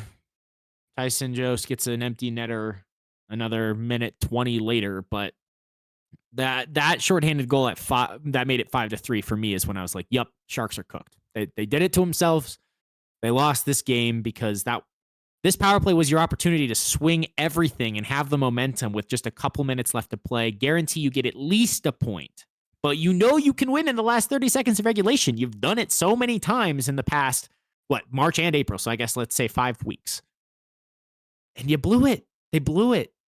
That's where the experience of Nashville, all of their big players, where it's not like they were playing well, but they weren't making those critical errors. Ryan O'Reilly is not going to make that error, and he had multiple points in the game. Stamkos, Philip Forsberg.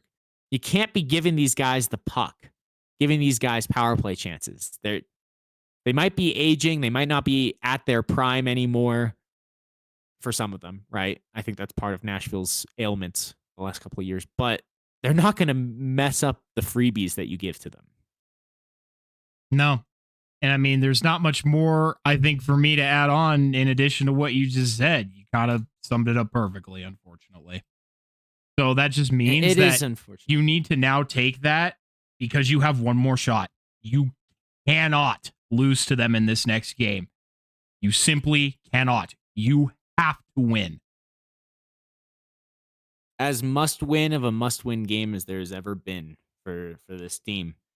And with that, there was also one more game that you had to take that stinger of a loss, this one was learn fun. from, and play better. It was fun. I said it before. Chicago's a better team than I gave them credit for not too long ago. They played well. I do think the Sharks were the better team for most of, if not the entire game. I think they showed a lot more of that poise and class after maybe a bit of an underwhelming first period, but they had the much better second period than their opponent once again.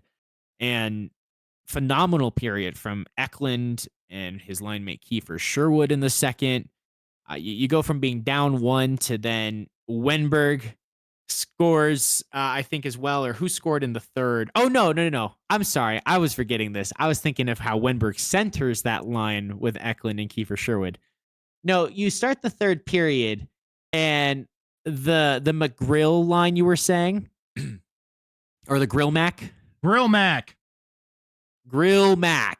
Well, Mac found Graf, and Graf has eyes in the back of his head, apparently, because he is sitting there on the doorstep, throws it blind behind him. Maybe he caught a peek over his shoulder, but what a sweet assist to Will Smith. I don't know if any goalie on the planet has a chance against that play. That was some beautiful passing and setup to get the Sharks a 3-1 lead early in the third period again. So sure, they were down early against Chicago, but they kept battling. They had a heck of a game. Eklund had a heck of a game. And Will Smith, extends the lead, makes it 3-1 on that sweet play.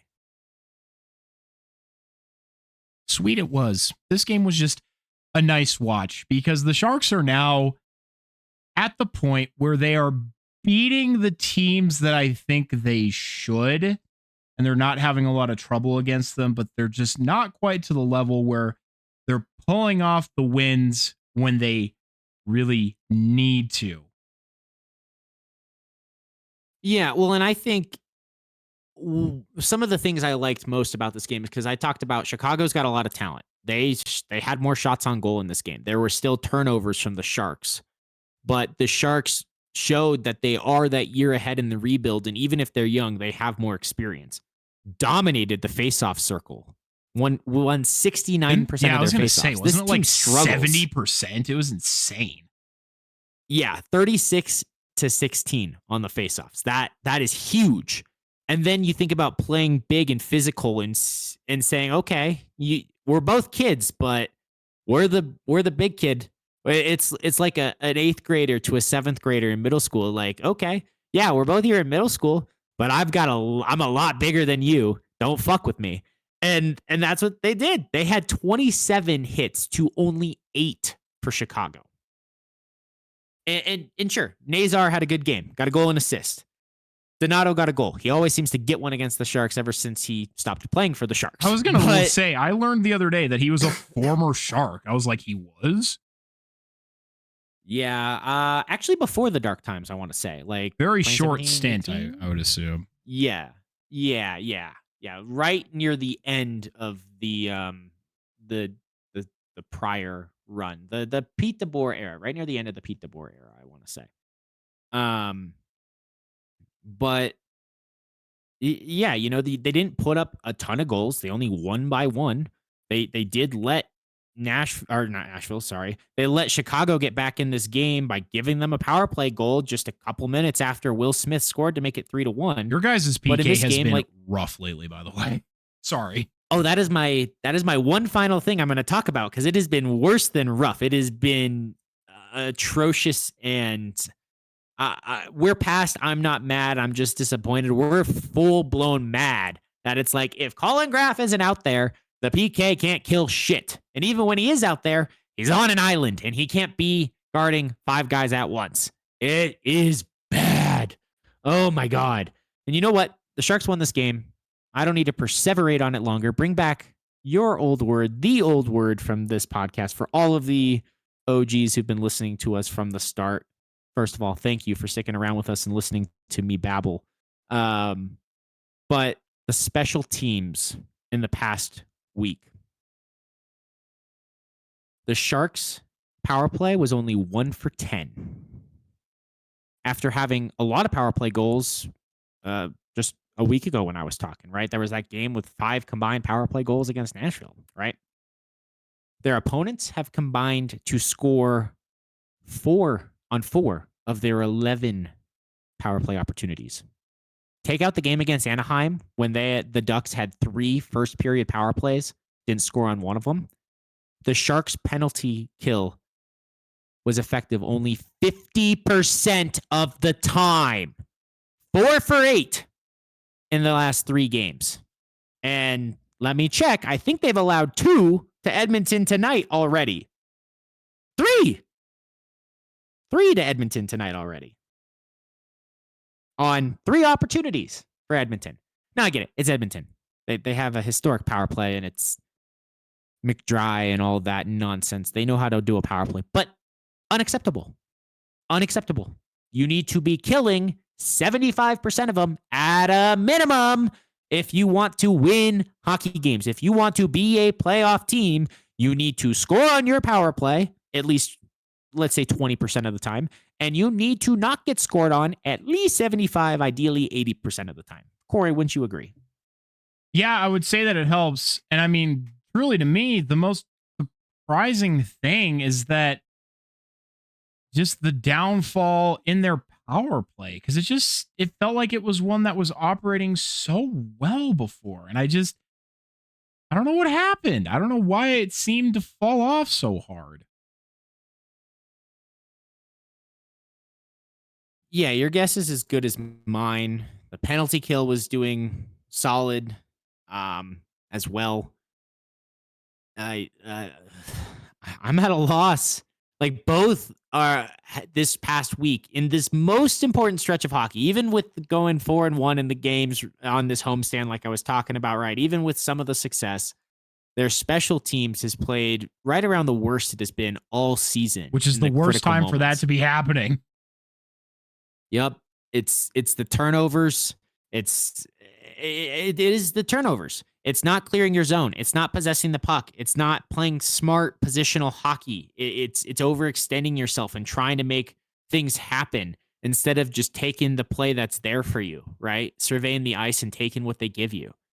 And that goes both ways. That goes on the power play and the penalty kill. If the boards are open, throw it off the boards and out. If the center's open, throw it through the middle of the ice.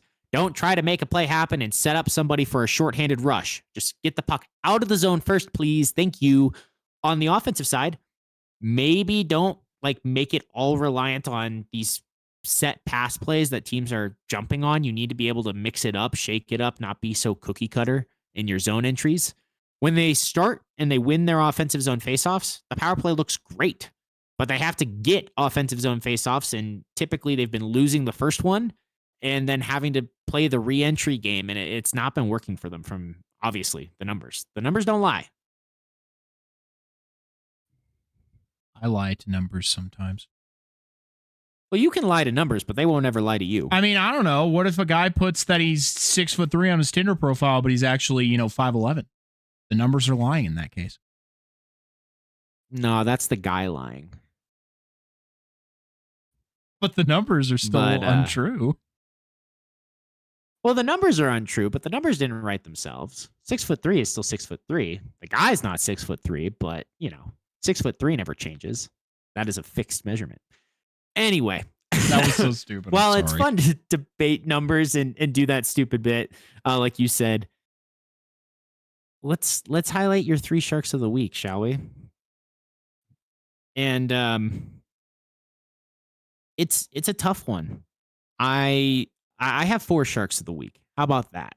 Because Macklin Celebrini is doing his magic, setting records. I can't not have him be a star of the week, right? 6 points. Yeah, that 4-point game, right? Or maybe it's 7 points, actually. Wenberg has a point in 7 straight games and has been playing his best hockey.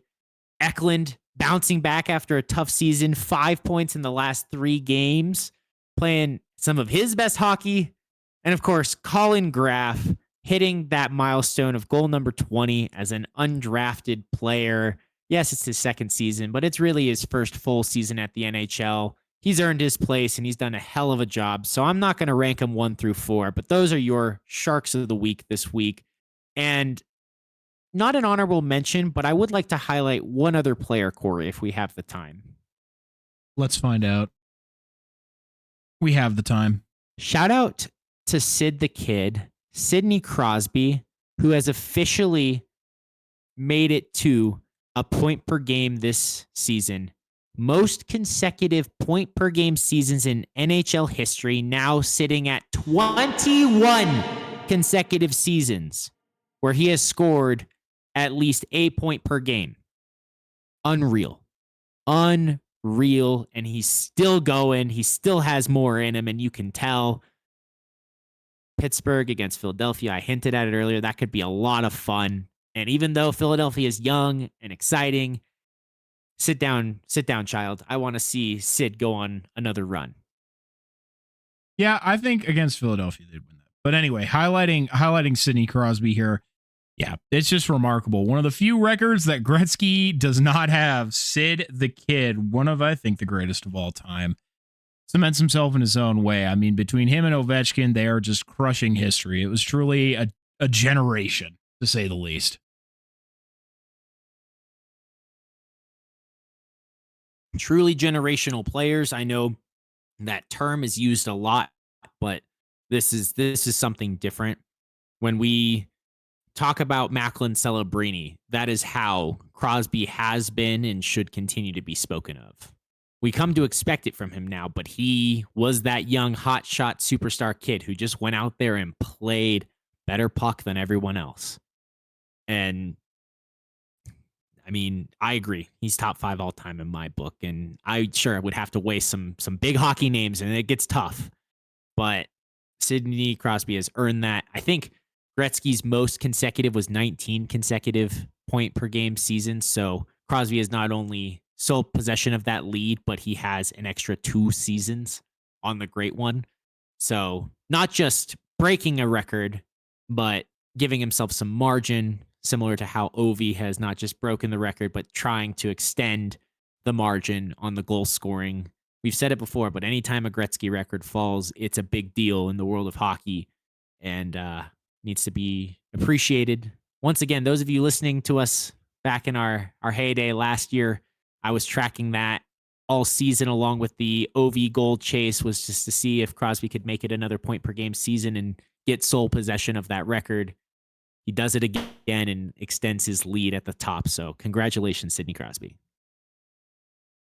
The future is now, old man. No, I am super, super happy. And I mean, I'm grateful for the fact that, you know, we've gotten the opportunity to see Sidney Crosby kind of at the end of his career. We didn't get to see him in his prime, you and me, really, and appreciate it for what it was.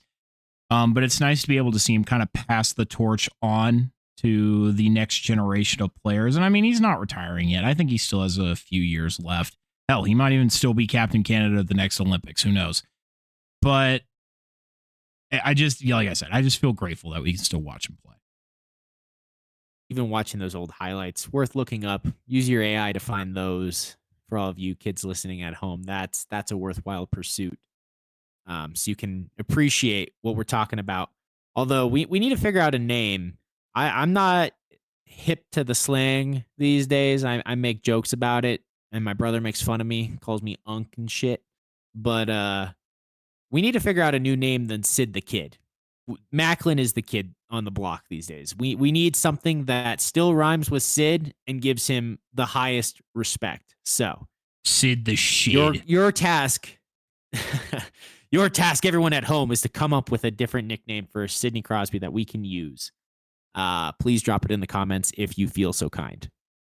Yes, please do. All right, everybody, let's wrap it up. Your 3 Avalanche players of the week are Valerian Nichushkin, who had a monster game against the St. Louis Blues and I think continues to get hot here down the stretch, which is just what they need. Scott Wedgewood, again, he was here last week. He's here again this week. I can't not dote on Scott Wedgewood. And number 1, Marty Necas, who is closing in on 100 points. He is very close. He's at 95 or 96 at time of recording. I think he can do it, be the first of his career. I hope he does, but he's been still red hot down the stretch. But as for your fun fact today, I have recently gotten heavily into collecting hockey cards, as some of you may know. It is very enjoyable, and I enjoy assembling base sets as well as collecting stuff for my personal collection that are simply what I deem cool cards. But having all these cards sitting to, I said my left, but it's actually my right, made me think, or rather wonder, what is the most expensive hockey card ever sold? Hockey cards hold value for many reasons, whether it be the player itself, the age of the card, its features, such as an autograph or a piece of memorabilia inside. This led me down a nice little rabbit hole. First, Dom, which player do you think has the most valuable hockey card? I would make the bold assumption that it is the great one, Wayne Gretzky. Wayne Gretzky, the great one, exactly. And of course, to no one's surprise, it is his rookie card that holds the most value, as most players' rookie cards do. More specifically, it was his 1979 80 O-Pee-Chee rookie card. Long before some of the key features we see in cards now, such as that aforementioned memorabilia, jersey patches, all that fun stuff. For a long time, the record held at $465,000. And now that's no chump change, but as compared to other sports cards like baseball and the NBA, that number is pittance in comparison. But in 2021, that same card sold again. This time in a PSA 10, which there are only 2 in the world, as holding a card in that good of condition for that long is truly the supreme challenge. But in a PSA 10, the O-Pee-Chee Wayne Gretzky rookie card sold for $3,760,000.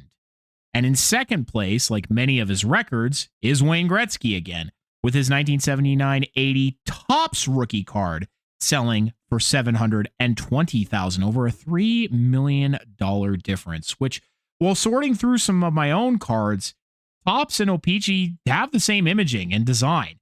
The one difference? French. That's right. In O-Pee-Chee, the little blurb about Gretzky on the back of the card is in French versus English on the Topps card. The only modern card of the last 15 years that holds any of the top 10 spots is a Connor McDavid rookie patch auto from a set called The Cup. A highly valuable hockey card set. It is pretty much the most expensive, but you can get some crazy cards out of there. It was a card numbered to 99, meaning that there were only 99 ever made, and this one, or this specific one, was number 97 of 99, matching Connor's jersey, and it sold in a PSA 9 for $135,811.20. Those are some insane numbers, man. But man, hockey cards are cool. Hockey cards are fun. You've got me hooked on this collecting. I did set a budget, and I'm gonna keep collecting the certain Please ones. do I'm looking stick to for, that. But none beat the one you got me for my birthday. My co-host here, the wonderful Captain Avalanche, got me the best gift here. A numbered out of 25 artifacts patch auto Brent Burns. So your Captain Avalanche is not only a wonderful host, but a wonderful human being. And I just want to thank you once again, my friend. That is it's at the top of my hockey card stack. No, it's fake. I made it out of cheap cardboard and just like stole the jersey out of Joanne's Fabrics. It's not real. Sure. No, but thank you, my friend. It was really funny because I use an app to log my collection to keep track of value and everything like that. And I had to turn my profile on private because I actually had a guy fucking reach out and be like, hey, can I buy that card from you for $18? I was like, first of all, that is nowhere close to what I paid for this card. So no. Second of all, this is a gift for a friend. Fuck off. Well, thank you again, my friend. I'm hooked. I will keep to the budget, and I hope you do as well. But I still look forward to maybe at the start of the off season, maybe at some point we can do a special where I don't know how it would work being an audio based podcast, but I feel like it would be fun if we do till like, I know we want to rip packs together. We do still technically have a YouTube channel and an Instagram. So, Reels and YouTube Shorts can definitely save the day there. Very, very true. Well, I am grateful once again for the hockey card. I think you all should spend responsibly, but take part in the joy of finding and having your favorite players. Like any collectible, it's a lot of fun, and it doesn't take up a lot of space in your home. So as far as collectibles go, cards are nice and paper thin. Well, they can, depending on how much bulk you end up with, which is why it's important to spend responsibly. But I will leave a link to one of the sources that I use that gave me the top 10 list. That's a bit more updated than some others. So if you want to look more into the more valuable hockey cards out there, maybe you have one in your basement. If you do, send it to me. Otherwise, the clock is counting down to the final horn. We really appreciate you taking the time to listen to this episode of the Captain Avalanche Fancast. If you have something you want to know about who the Avalanche, Sharks, or just hockey in general, reach out to us on our socials or email, and we'll be happy to try and answer it. The best thing you can do if you like what we're doing here is to follow us on whatever platform you're using and to share this podcast everywhere you can with everyone you can. I'm Captain Avalanche Corey. And I'm Dom from the Tank. Check out our new episode every week. Thanks, everyone. And don't forget, the bracket challenge is open now. See NHL.com/bracket. The link is in the description to our league, the CAF League. The password is CAF. Go join the league! Bracket with us.